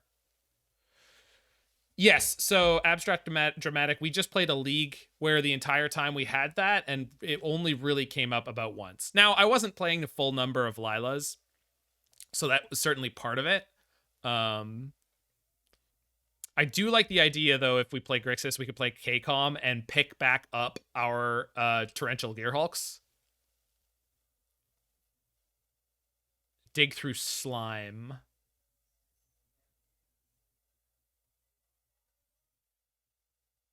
I don't know what that is.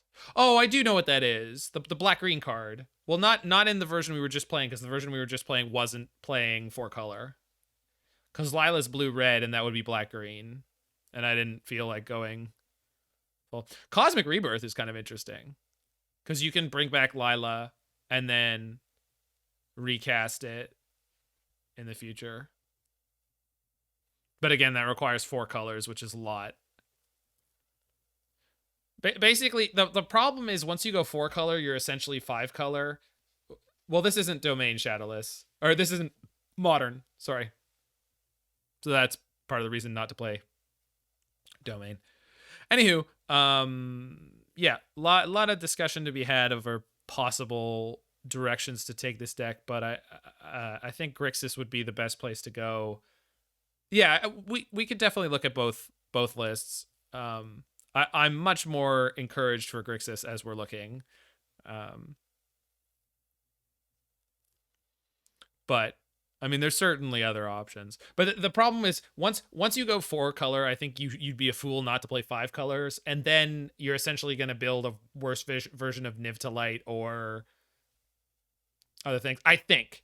And I'm just not interested in that, even though, yeah, even though you could.